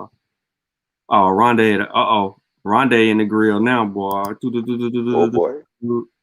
Rondé didn't respond. He like, you blowing my notifications up, shouted. Let me see. Let me try to get Brother Mal. Cause he's working right now. But let me try to get something that he sent me pulled up. And I think it's important that we deal with this. We're gonna deal with this and this little shabby article that was published. And we gotta play on it. But I want to do this for everybody. We live and there's more people jumping in, and we having some fun right now. This episode is a little different from all the other ones. We kind of, we had having fun. Yeah, we had some laughs on the second half, but let me pause this, and I just need y'all attention. First, that as of a few days. y'all attention for like 4 minutes of this video, and then we're gonna get into the article. All right. Now, this was posted by a dude named Arvince Muhammad. Okay. Okay. Of course, he in Chicago. Check this out. All facts on what's going on with this vaccine shot. It's what he say. Facts. Okay. That's what he said. All facts. I'm gonna give me something to drink while this play. I done seen it. DC, and they have actually given these numbers that as of a few days ago, there were 996 deaths from the COVID-19. So actually, I got some. It's actually more than that. Okay. That was from about 4 weeks ago. The updated date that came from February the 28th. In 1 week, we went from 1,097 reported deaths to 1,278 reported deaths. In 1 week, we went from just under 19.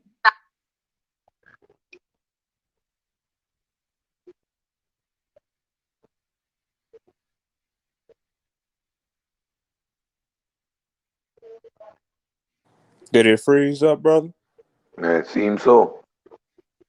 Okay, and I'm on my phone. I can't see the YouTube chat. Peace to everybody that's tuned in, and peace to you, brother. Peace. Yeah, I think it's stuck. Shawn be back. Shawn be right back. He just went to get some water or something to drink. I just had to check because up here in the shop, our Wi-Fi is kind of crazy. You know what I'm saying? We be shooting too much up here, so we gotta mess with the 5G bullets and the frequencies. Yeah. And all that. The 5G bullets and the vaccines and the COVID. You know what I'm saying? It's all bringing the internet down. Yeah. I just got my shot 2 on Friday, so that's probably messing with it. Okay, yeah. You see, I'm disappointed. I got my 2 shots. I got the Pfizer. I didn't go to Wings. Okay, it's back. As of a few days ago, there were 996 deaths from the COVID-19. So actually, I got some. It's actually more than that. Okay. That was from about 4 weeks ago.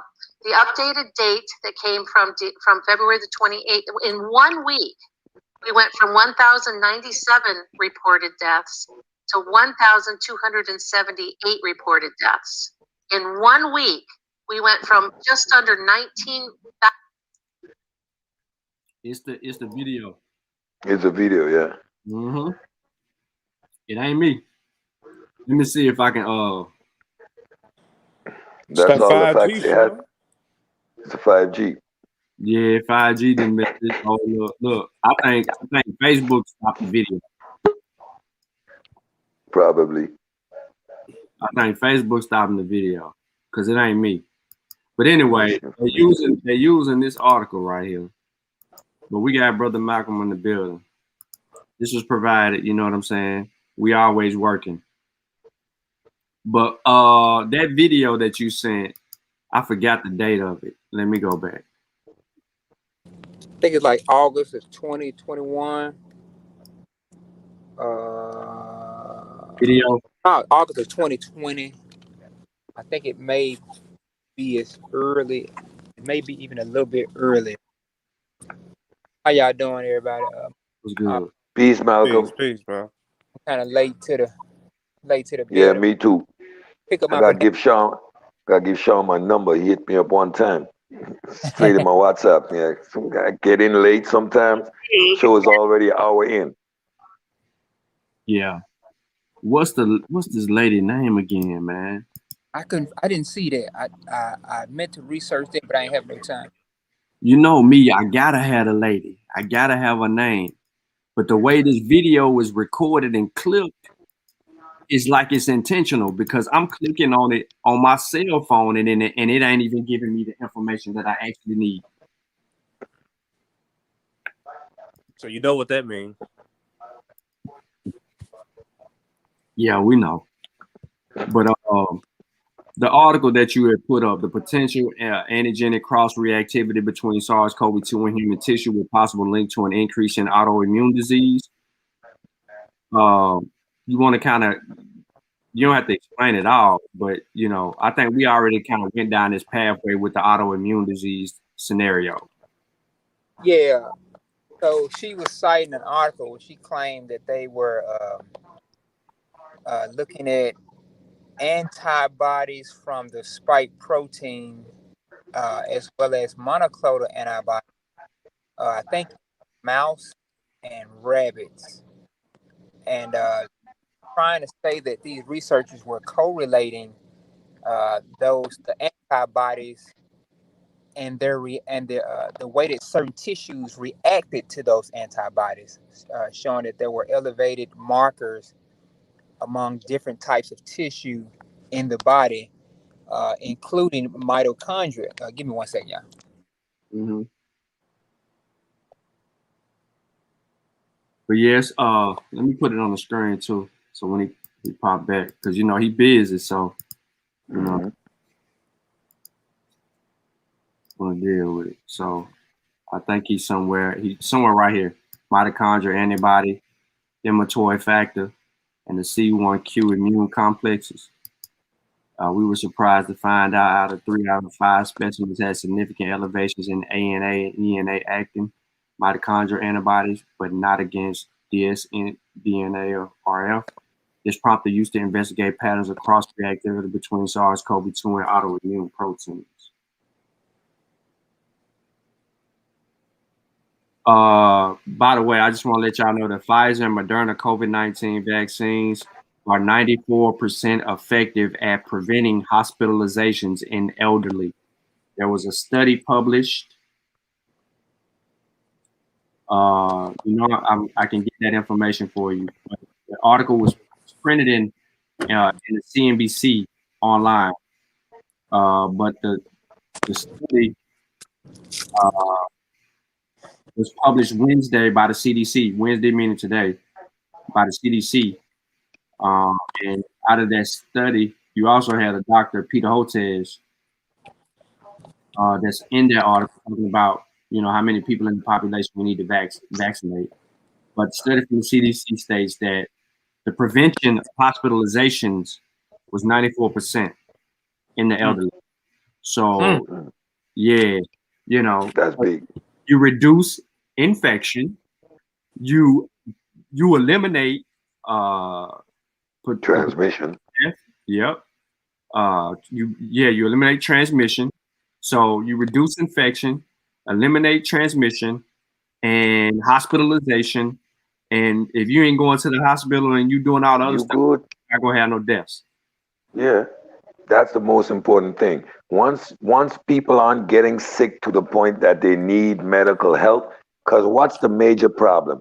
The more people that need medical help, we're talking about the curve again. We're seeing that hospitals are getting overrun. And because they're not able to help people, people are going to die. So you want to keep the hospitalization rate as low as possible. And the vaccines are successful.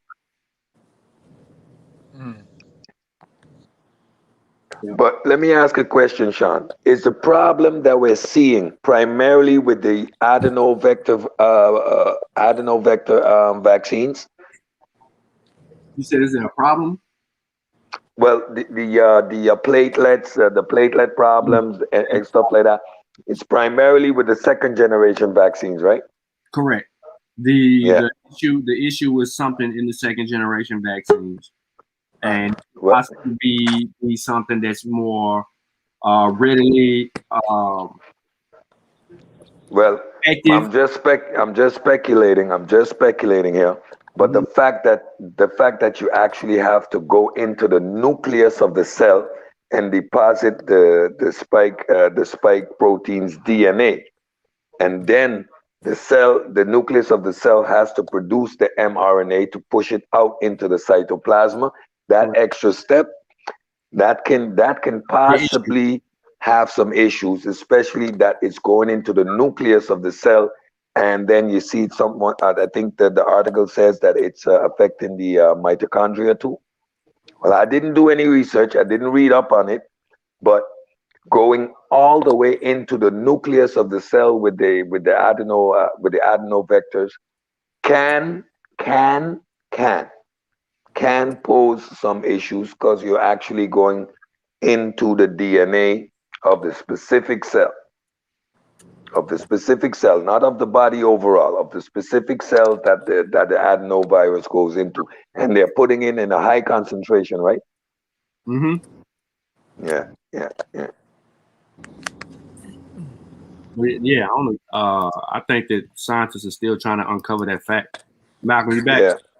Yeah, man. I was just trying to get my smoothie. You know what I'm saying? Yeah, I'm with you. I'm drinking one too. Strawberry banana.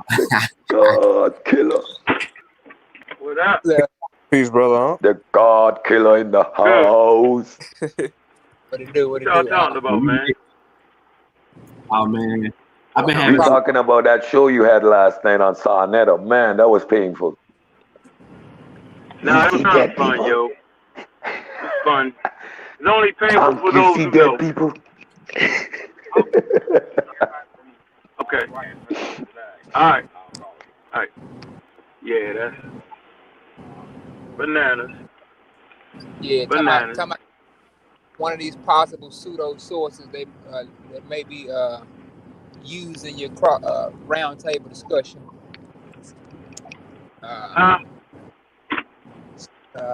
So I sent Shawn, shared a video that was shared to me about my dad, who's kind of been questioning the vaccines and yada yada yada. So he sent me this video of this lady. I'm not even sure what her name is yet. On this panel discussion via an online platform, dropping this information about the vaccine causing autoimmunity and all this other stuff. I said, well, let me take a look at this video. I'm open. Take a listen.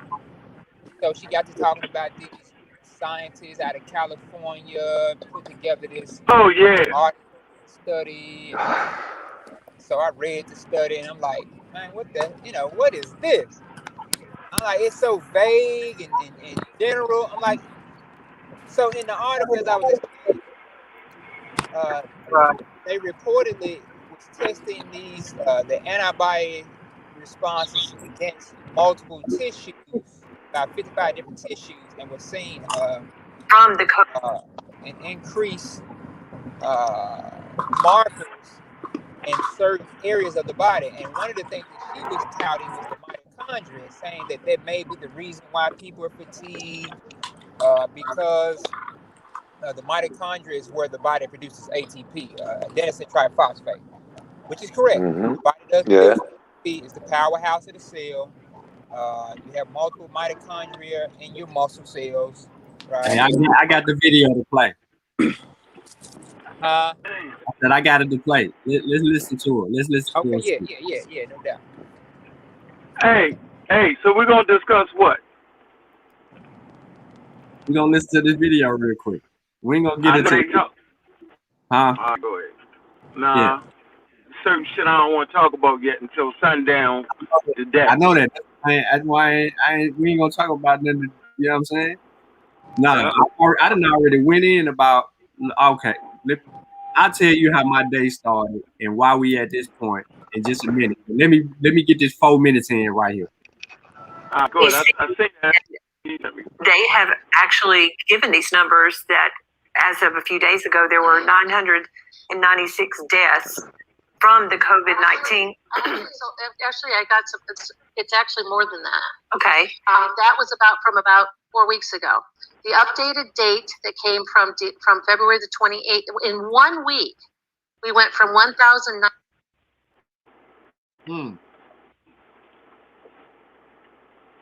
Man, I just got this joker to play, yo. Might be but they're using the VAERS. They're using the VAERS. That's cool. That's dope. Yeah. This is. Yeah, I like that. I use that too. I love it. That's really the main point here, is that she's using VAERS, and I know you don't want to get too far into VAERS. Yeah, that's that dude's favorite weapon, and it's on the website. You know what I'm saying? Like, I want him to use that type of shit. Like, it's a simple answer. You can't defeat the website. You know what I'm saying? Yeah. So I know. That's why I don't even want to go no more into the video. So Mal, we got the response. We listen. We got the response off the rip. It's over. The response is we Yeah, got the off the response. rip. Yeah, I love that. I love when everybody use that. Like, I'm like, yeah, appreciate that, bro. Like, thank you. Do you got some more information from there? Now, Right. now hold on. Oh, so let me bring you up on where I was at. What got me Okay. going today? Mm-hmm. Oh, you can't see my screen, but I can see it. uh, I can see it. Go ahead. so we back on my post. The United States leads the world in roughly 570,000 COVID deaths. All right, so there was some comments on my post, All right. specifically more recently. And I don't want to get into Tinker because she just started this mess today. Rondé was Okay. cool until Tinker came on there with her foolishness. And we still Okay. waiting. So Morris said today, not bad for a pandemic. And I told him that's horrendous, bro. Imagine no internet, no real communication, no vaccine available. As soon as we had this death rate, I said, as soon as we had this death rate is higher as fuck. So I'm telling him that it's horrendous to think that this is not bad for a pandemic, 570,000 deaths. And I said, let me help you out. This surpasses Spanish flu numbers had we had similar access to the care they had back in 1918. This number is horrible. So then, me and him, we talk a little bit. He says, well, this is hypothetical. It doesn't change the validity of his statement. I said, actually, it does.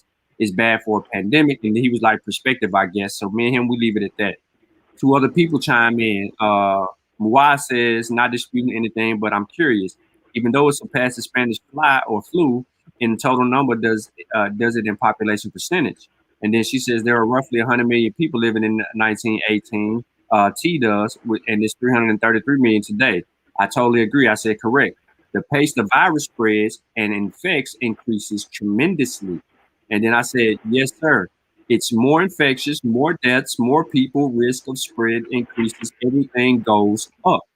And then she said there was 675,000 deaths, which is true, in the U.S. with 2 million less people.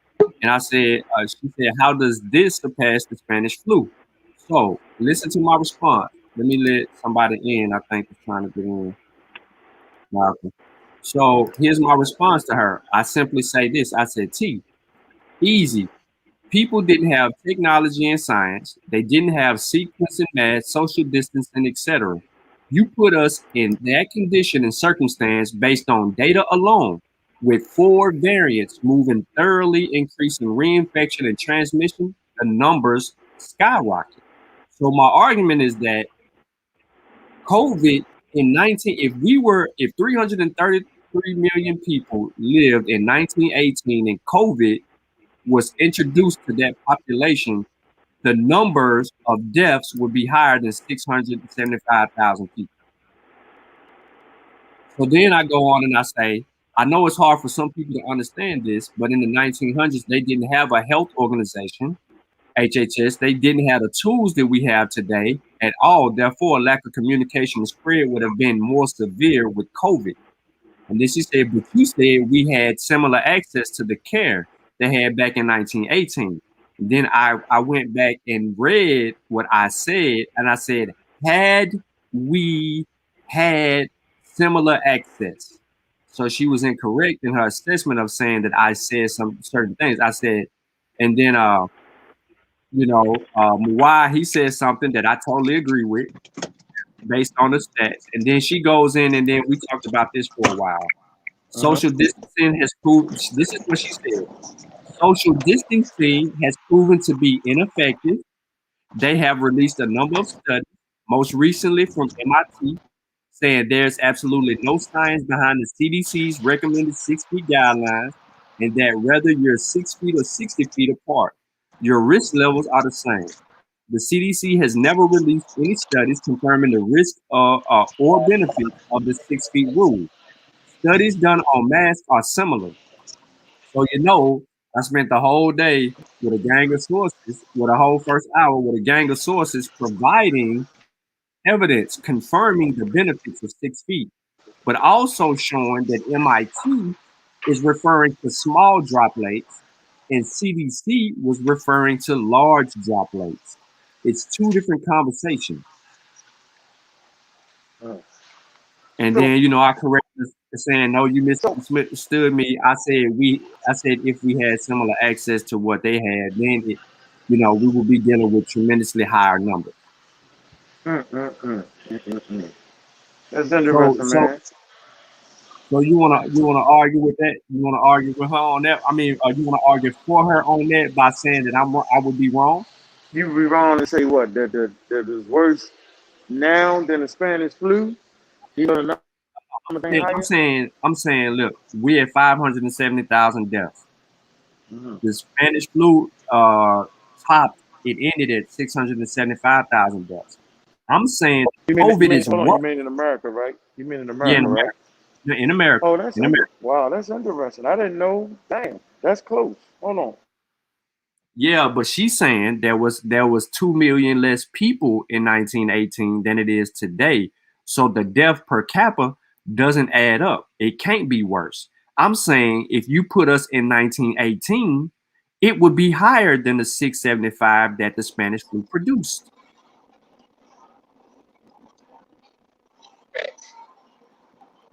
Oh, I Absolutely. don't get. I I think. agree. Who? I'm just trying I to. Who, I I can give agree. you I can I give you a agree. similar I didn't know it was that I can close give you a though, Sean. similar I didn't know. scenario. That's Go ahead. deep though, bro. I didn't know it was that close though. Yeah, I didn't know it was that close. I thought the Spanish flu was super worse. The numbers are super close. That's crazy. yeah, specifically dealing with America, 675,000 deaths. And we're at 570 in the middle of the pandemic. We ain't out of the pandemic. We ain't done with it. We in it. Our mobility, higher mobility, congested area, more people.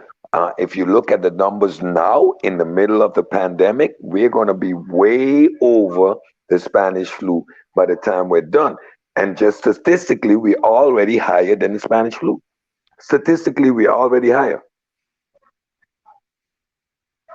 And I don't think I'm trying to get people to realize that part is that this is worse than the Spanish flu.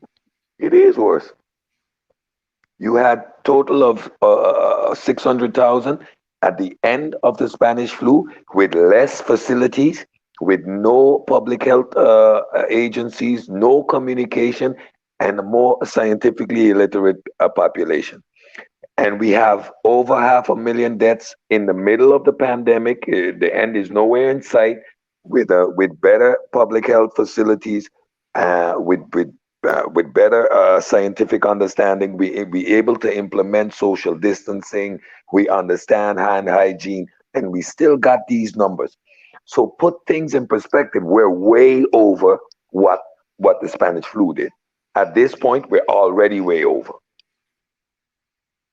Right. Yeah, That's you crazy. can't. Yeah, Go ahead, yeah, no. you can't even argue with that. Yeah, that's like you got more people now. Uh, you got faster cars, better Travel. transportation, more Yep. planes in the air, more crew. You got cruise ships. They had it, but not like now. You know what I'm saying? So everything is doubled up. And so yeah, but did you really expect the person on Facebook to get any of that? No, I don't. And did I expect everybody to get that on something? No, I didn't. I was on there to promote our brands, man, so that maybe we can get some people, you know what I'm saying, to understand that what everybody else talking about is so crazy, and what we talking about makes sense. And I just want to get people to the science, Shawn, to the Massey, to the Kofi, to the pseudo killers, to the Umrah squad. That's my job. I was over there mining for human beings. Really, that's it. Yeah, a large And part was me. Yeah, I didn't expect nobody to appreciate the join. effort. Yeah, yeah, I didn't speak like yeah. It was fun. I like when people So look, start using so let's scientific letters though. look, so let's Huh? let's use Richard. Well, Richard posed this question once, and I've okay. already answered it. Richard did Mm-hmm. it again. So Richard says the other What you got? question is the percentage to the population different, understanding the difference of technology of the two different times. The percentage of the population is going to be higher, Richard, in a smaller population with the 675 deaths because there was 100 million people and you had 675 versus 330 to 570. And you had 3 times the population and you're at 570. But we're not in the same times.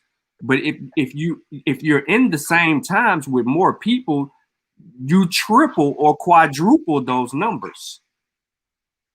Yep. The reality is because the risk of transmission is higher, the infection rate increases. And with the increased infection rate, deaths are going to occur because everybody can't get treatment. We're in the middle of a pandemic with working vaccines and we still at 570.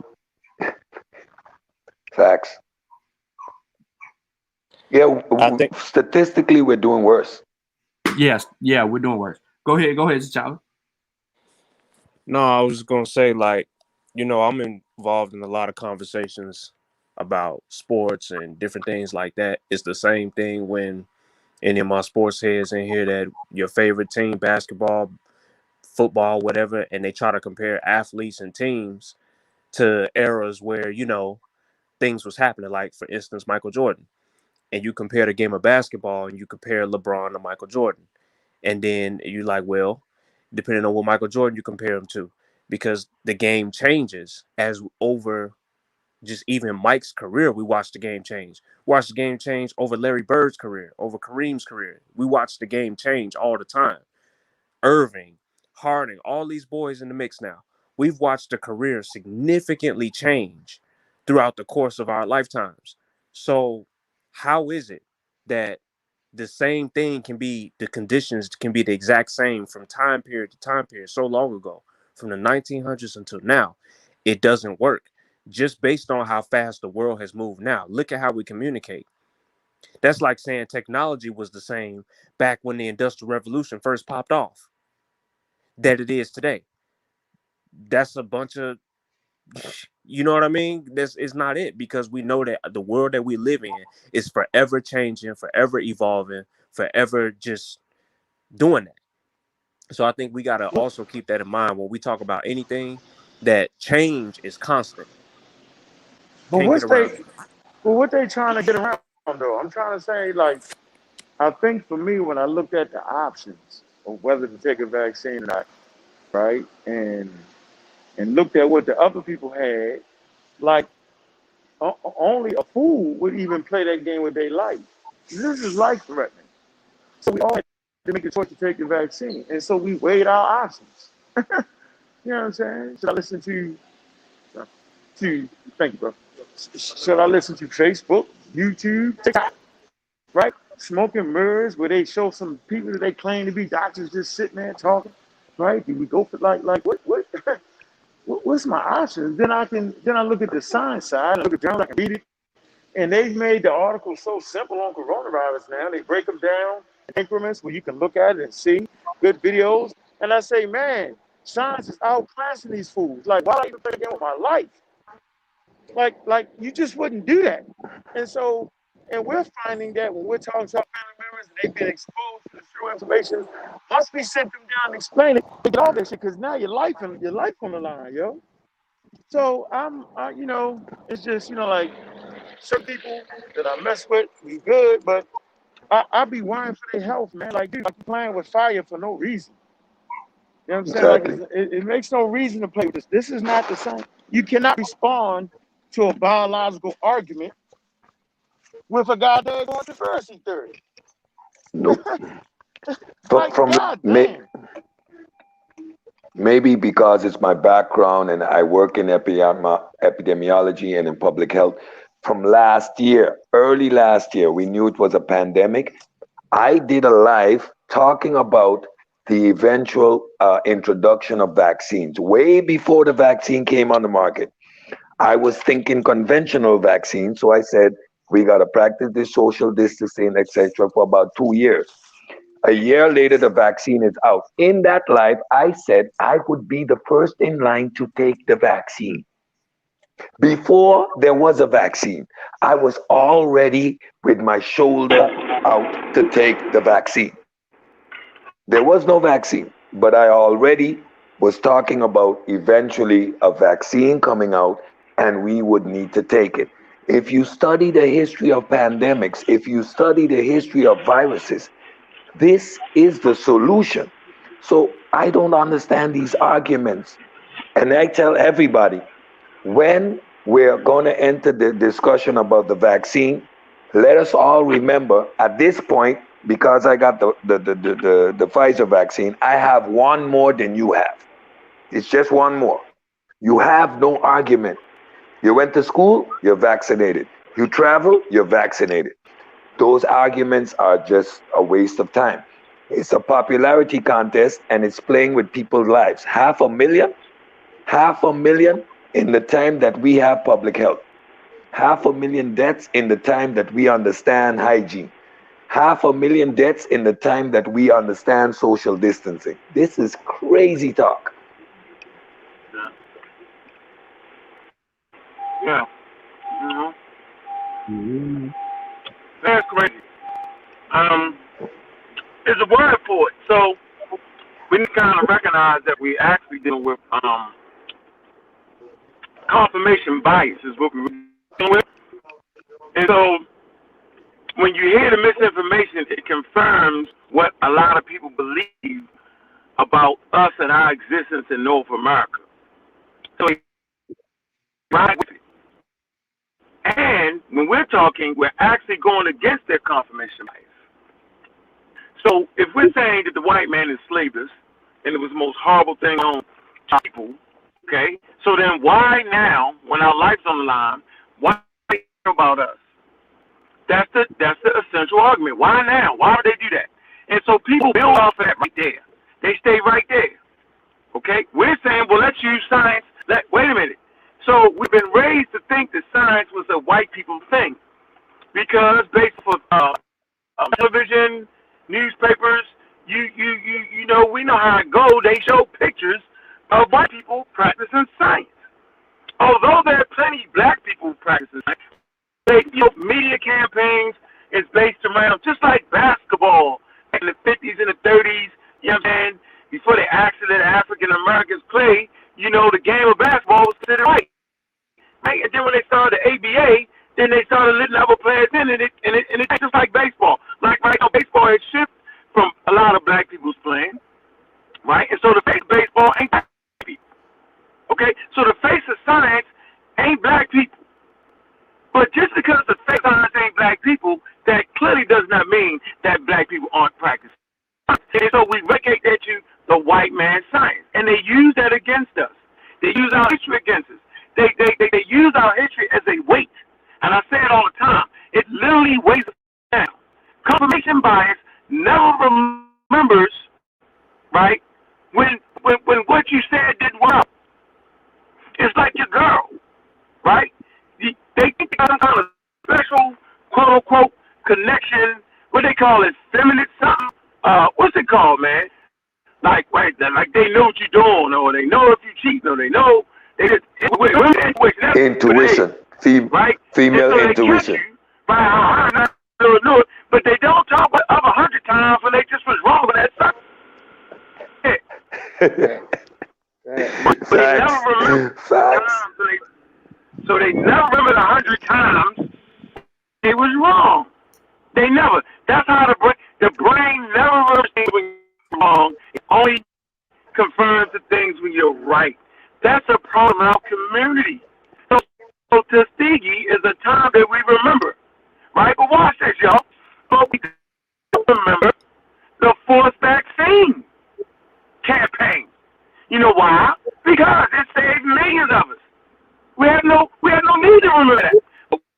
We remember, right? Tuskegee, and this is part of the human brain, and this is part of human survival, and that's just the way our brains are wired. I just wanted to put that in there. I agree. Hey, you got somebody in the chat that was talking crazy in the side chat. He says, just from personal experiences, has a few people passed from congestive heart failure and it classified as COVID? No, they don't misdiagnose deaths. Then he says, we can never know how accurate the numbers are on COVID-19 in the States. That's horse wash. Yes, we do. You have to go and prove that the numbers are incorrect. You can't do that from your armchair of belief. You're believing now, Right. and you're Hey, using Shawn. science. Hey, Shawn. Yo, what up? You breaking up? Shawn. Yeah, what up? So the reality is they have undercounted the COVID deaths. Facts. Can you hear me now? Yeah. I'm with you. I'll let you finish. I'm breaking up. Nah. You said in reality. I'm breaking up. You said in reality they are Okay, the reality is they've undercounted COVID. In reality, they have, yes. Right. I tell anybody on that point. And quote unquote understanding how a person died is another whole field of it. I just studied that. Okay? So once again, another complicated thing. Just run around on YouTube and talking crazy, that's not gonna help you. You're not gonna understand it. There's a formula that they use. Okay? Number statistics, the whole 9 yards. Like, come on, man. But hey, man, this is science. It's not easy. Mm-hmm. Yeah, I think that's the problem that people don't understand is that they have all these disputes or issues with something, and then when you turn around and ask them, well, where's the data that supports how you feel about this? Then you don't have that data. Again, all you have is an actual. All you have, the reality of it all you have is an emotional response. You just feel like the numbers can't be right. You can't prove that it can't be right. That's unscientific. That does nothing for our people. That actually subjects us to further harm, because if we're listening to you, you're gonna weaponize COVID, and it's gonna kill more people because of your ignorance. Yeah. Yep. I think people need to understand the burden of proof.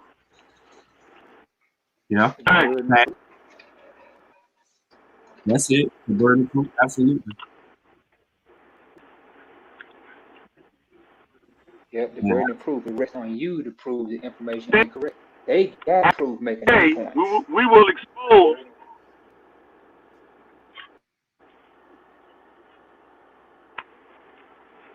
Go ahead, you interrupted Malcolm to say what? I said after. Yeah, I couldn't hear Malcolm. I thought we interrupted each other. No, we was talking. No one interrupt on the front line. Nah. Shawn. Go ahead. Malcolm was making a point. He was talking about the burden of proof. You interrupted. Why did you shame y'all? Oh, because you got all. I don't know, but your phone breaking up again. I know. Shut up. Go ahead, Malcolm. I think your phone may have some lag or something, and it's kind of choppy. We hear you a little bit. Yeah. The stream, y'all. You know, iPhones don't work good on the stream, y'all. Yeah, make that the case.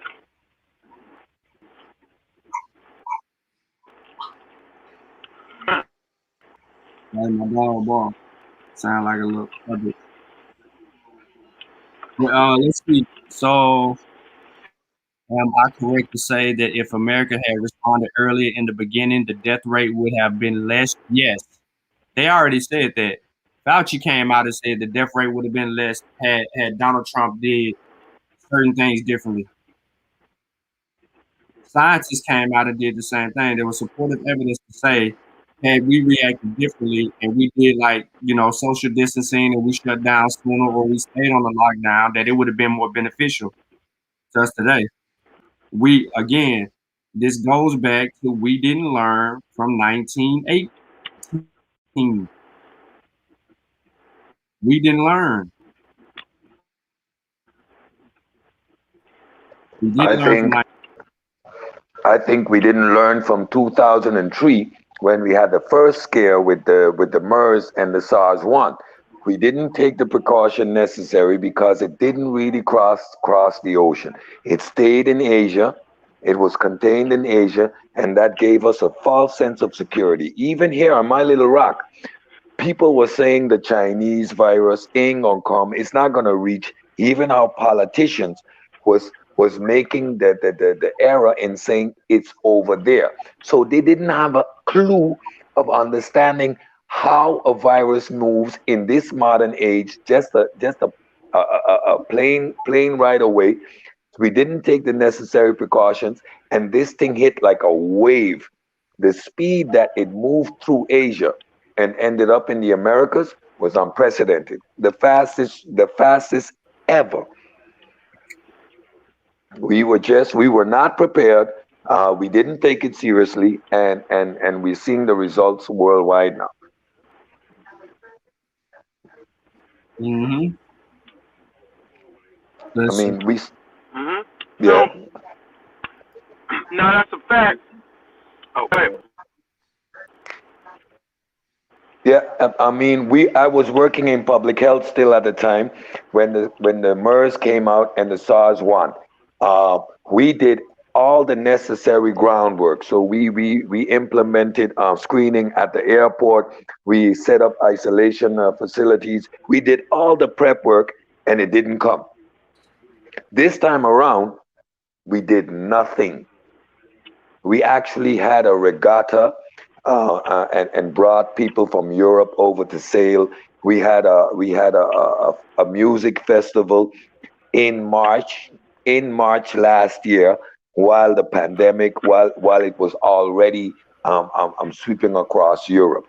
So on a world scale, pretty much the world got caught with its pants down, and we weren't taking the necessary precautions. Certain political people in political positions did not understand how and what was necessary to deal with a epidemic, with a pandemic, with a worldwide virus. They just, and if you're not studying this stuff every day, it's almost like, huh, what? So and we got caught with our pants down. Let's be honest. Yeah, I So ain't gonna get that. Go ahead, on.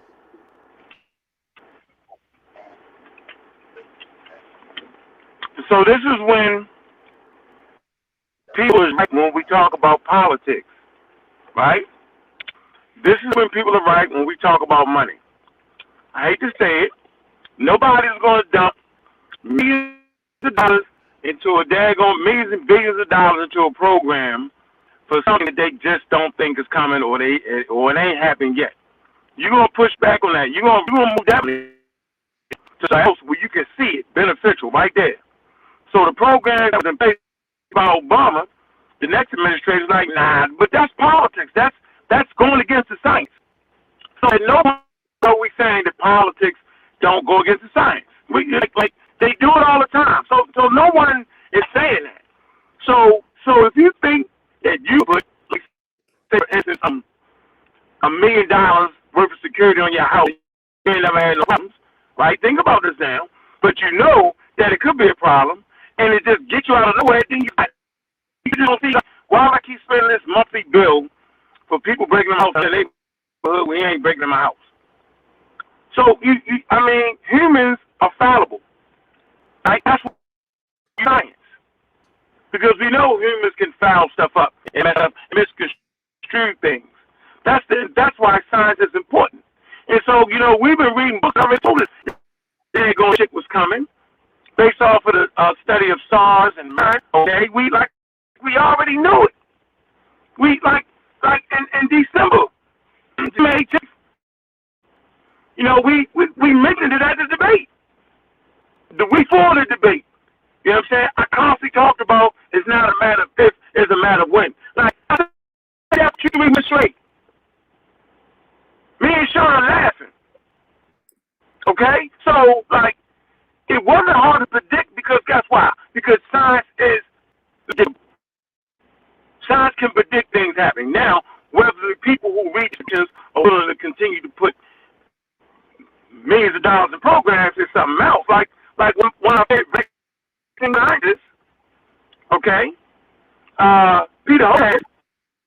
couldn't get no damn funding. Remember, he was working on coronavirus.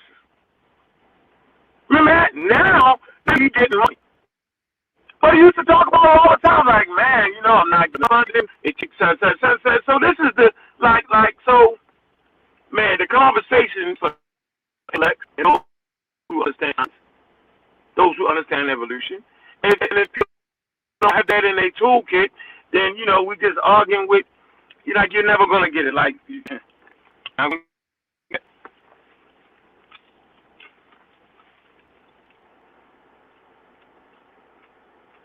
Michael Myers is going live with Richard Perry Saturday. It's gonna be interesting. Yeah. So real say quick, what? Say what? I was saying Dr. Myers having Richard Carey on. Real quick, just to stress the point here with my Facebook post is that we are leading in COVID deaths, partly because of misinformation, distrust, and ignorance. We don't look at the full picture. We're only looking at it halfway. We make numerous mistakes when we do this. We're plagued by ignorance. So no, science is not black. Science is not white. Science is a tool. Requires you to know what to do and apply what you know to do to solve whatever the research question will be. All right, I'll do that. Cedric, I got you. Richard asked the question. Like we're always working backwards. This show was working backwards. Instead of advancing and moving forward, we're working backwards. So was not the mRNA technology manufacturing production process developed during the SARS outbreak? Can I answer that? Go ahead. mRNA technology's been around for almost 30 years. The problem they've been studying this technology for the last 30 years. He don't want you to ask the question. Oh, okay. I'm sorry. No answer. We got your sun up. We got your sun down. We got your sun down. Oh yes, So I forgot. Yeah. What those? Nah, I was saying that she's gonna have Richard Carrier on her show Saturday. The mythicist. Jesus is not real. Yeah, well, we about. Huh? I say we got the daggone. We got sun down today. We cut loose. Yeah, you got until sundown to hear back about your conversation. Yeah. Then Unc wants to release all he's learned. Oh man, Unc has been in the lab cooking. I can't wait. It sounds better that way, Unc. Yeah, but they ain't like I ain't learning. You pull out them heavy virology books and the immunology books, them thick ass books you can't be pulling out. I tell you what I did learn. I tell you what. Oh, that's just stupid. I'm gonna tell y'all the fucking professor, Shawn or somebody. That shit ain't no joke. So we listen to some crazy niggas, like not even a little bit. Like I'm cutting you off. No, yeah. Well, I respect you. Real scientists for real. Shit. Richard, we already answered the question in other Nope, they have no idea, bro. Nope, no more answers. Sundown. Back. I got that memo. I don't mind answering that though. I mean, it's simple. I don't mind answering it. We answered that. It's been answered. He just need to go back science with Shawn. Just go from the first one, come on down, and he'll be vaccine literate.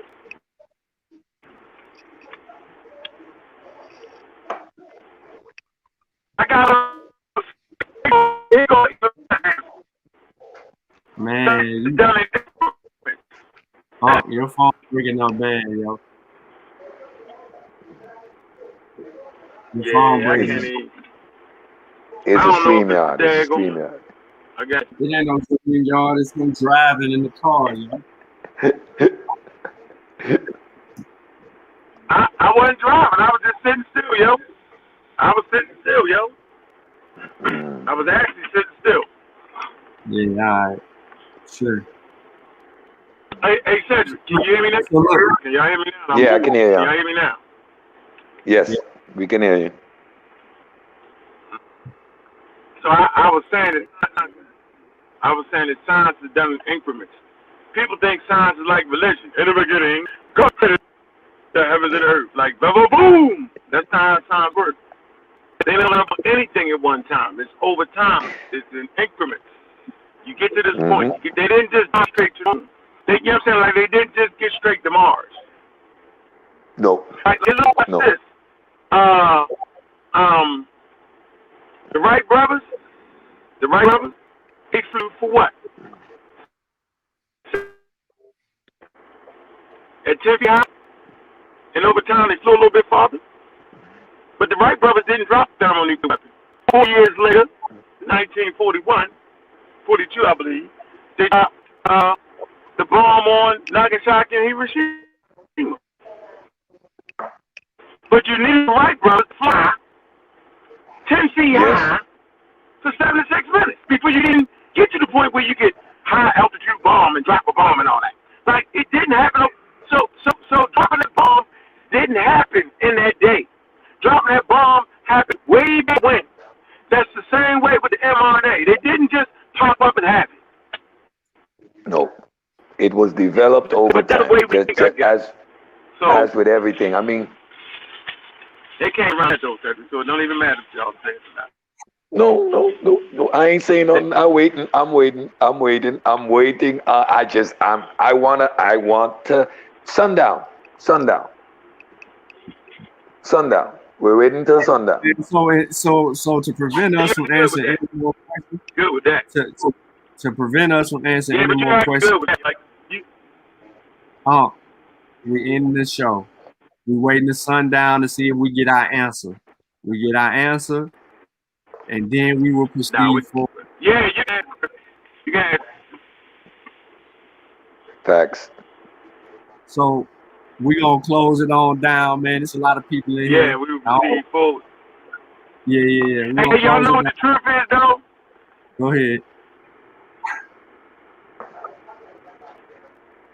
Go ahead, Unc. Hey, Shawn, can you hear me? Yes. Yeah. Hey, Shawn, I'm gonna give y'all the truth. The truth is, yo, we need to give all the answers to the test because they still can't get around it. That's the funny part about it. That's why it always seems like Shawn knows the fucking thing. That's why it always seems like I know the fucking thing. You know what I'm saying? Because we know we're not even scientists. That's why Cedric the goddamn thing damn near. Because the shit is like there is only one side to the conversation. We really so we give him all the answers, and based off his confirmation bias, he was gonna get. Science is undefeated. That's the funny part about it. Matter of fact, we probably do all the answers. That'll make it funner. Because right now, the shit ain't gonna be fun. Facts, man. That's deep. You can give them all the answers and they're still gonna fail the test. Wow. That's deep, Unc. That is really deep. Yep. That says something about the psyche, man. I promise. That's why I so mad at it. Yeah. That's why after the day, we're gonna give them all the answers to the test. Maybe we're gonna smoke them out. Ain't nowhere to hide in the middle of a pandemic. Ain't nowhere to run. Nowhere to run. Nope. Nowhere to run, bro. Can't hide. Science is undefeated. It's just that simple. Can't hide.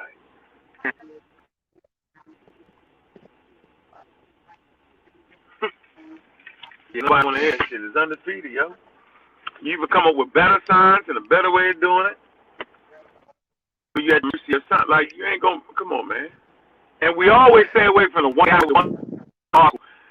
Doctor such and such, he's not a virologist, but he published an article and he says things. Okay, let's take it through the scrutiny of science.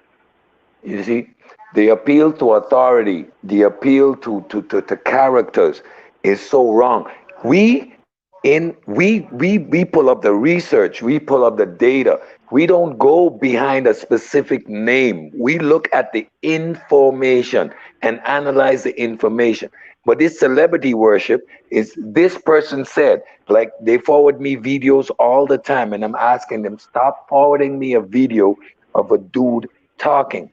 Show me his research. Forward me his papers. Let me see his material. Because anybody can talk. So as long as you're not gonna forward me his website where I can find his research material, where I can scrutinize the data, I don't care what he says. I'm a skeptic. I don't trust nobody. When the new vaccine came out, because of it not being conventional technology, I was like, huh? Wait a minute, this is way too quick. So we hit the research, and doing the research and reading up and going, oh wow, we're in the 22nd century now. We skipped the 21st century. We gone all the way to the 22nd century. It is state of the art and it is beautiful. It is simply beautiful. This vaccine, this third generation vaccine, I don't know how else to describe it, but beautiful. It's beautiful. Maybe I'm a nerd. Maybe I can see the reactions in my head taking place, but it's simply beautiful how we understand the human body to the Yeah, point you're that a we nerd. can do this.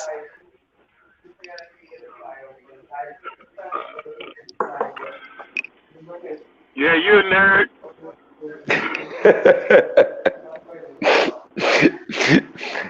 And I'm proud of it because scientific literacy is necessary Nerd. to make everyday decisions, man. If you're not scientifically literate, how do you know when your child has a temperature? Like really, like come on, man. We need to like the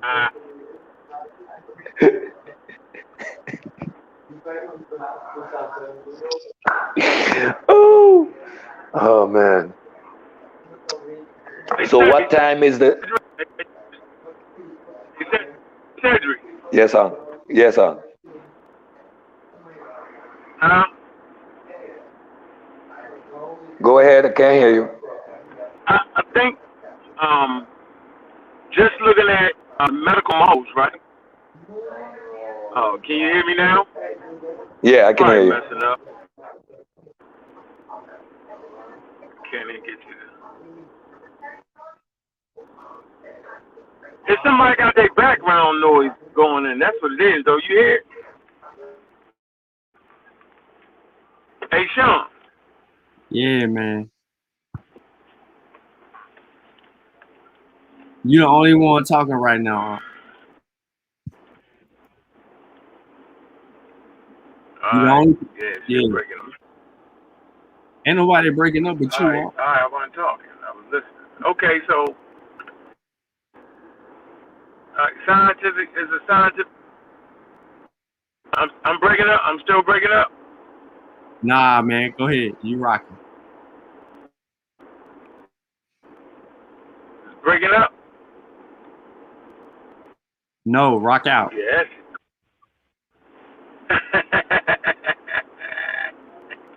I'm just saying, yo, this shit is the vaccine. The third generation is the flight to the moon, yo. Right? And this vaccine is comparable to when the West Africans brought the science of violation over. Flat out. Flat. All you had was a good Christian prayer and some crazy folk. Go chew some berries and say a prayer to the Lord. Matter of fact, it was a fight over you that because the Lord had ordained you to die. With it. So if you didn't die, you wasn't evil. If you died, it was God's way of killing the evil people. That's the reason they had. Bible, right? and fruit or die. So it's interesting how they're using mRNA as medicine now, which is really a very, very natural process. They're actually using it at the level, man, that actually causes certain things to occur. I guess a way of dealing with the human body, right? That's the way they should have always dealt with it, right?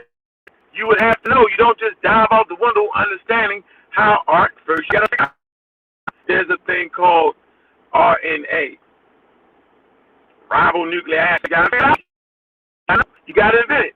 You gotta figure out where is it? Then you gotta be able to map out the genome. You gotta understand how DNA works. These things are learned in increments. It's where they at now. Now I can officially say that medicine, that vaccine, is evolutionary minded. Penicillin and all that shit, antibodies, they wasn't evolutionary minded. They kill everything. Right? They wasn't taking into account that viruses can evolve. Just wanted to make that point. Yeah, and that's why we are starting to see superbugs, microbes coming because of the resistance they're building to penicillin and the other type of antimicrobial drugs. So we're going to start to see that we are also going to start to implement the mRNA technology in dealing with bacteria and a whole range of other symptoms. Like I said, the T cell response is so beautiful that it's actually killing the infected cells. Do you know what this means for cancer? You can actually trigger to kill cancer cells by the cancer cells themselves. Beautiful. I mean, man. When I understood what they were doing with the mRNA, the sky is the limit. The sky is the limit. I always keep saying, like, I looking at, yes.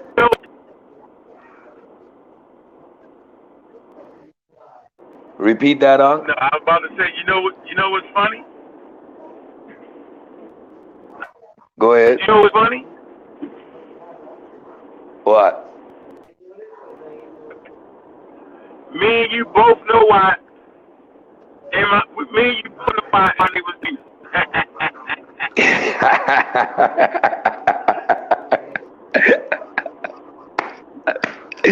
Facts. So what time is the deadline, Unc?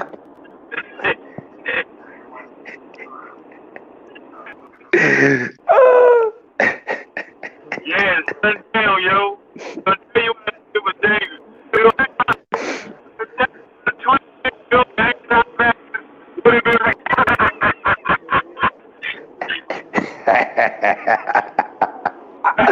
Oh man. Oh man. Oh man. You know it's so bad, man. Breaking up. Hey, I'm finna end the show. I'm finna end the show and we're gonna wait on sundown. Yeah. I can't hear you. What you say? Sundown. Like sundown, man. Yeah, we'll talk to you. Why you use the Zoom, yo? I don't need to use no Zoom. Oh man, if I'm in a car, nigga, you need to use the Zoom, yo. No. But do it for you.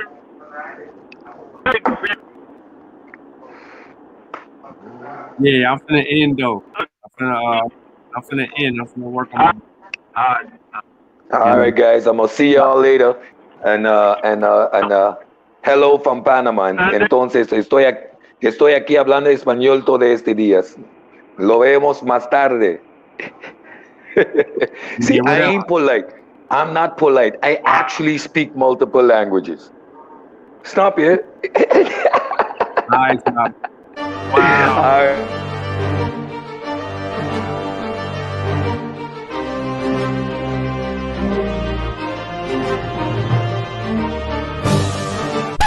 log in to KofiPaisaTV.com and get Spears of the Mossy Volume 1 by Kofi Paisa Research Team, from Spears the Pen Volume 2 by Kofi Paisa Research Team, Spiritual Combat Volume 3 by Kofi Paisa Research Team, One Night Before Bed by Any Harek Shawn Calfunny, Kalawa's Trip to the Motherland by Kofi Paisa, From Cocaine to Consciousness by Any Harek Shawn Calfunny, As I Learned, We All Learn by Kofi Paisa.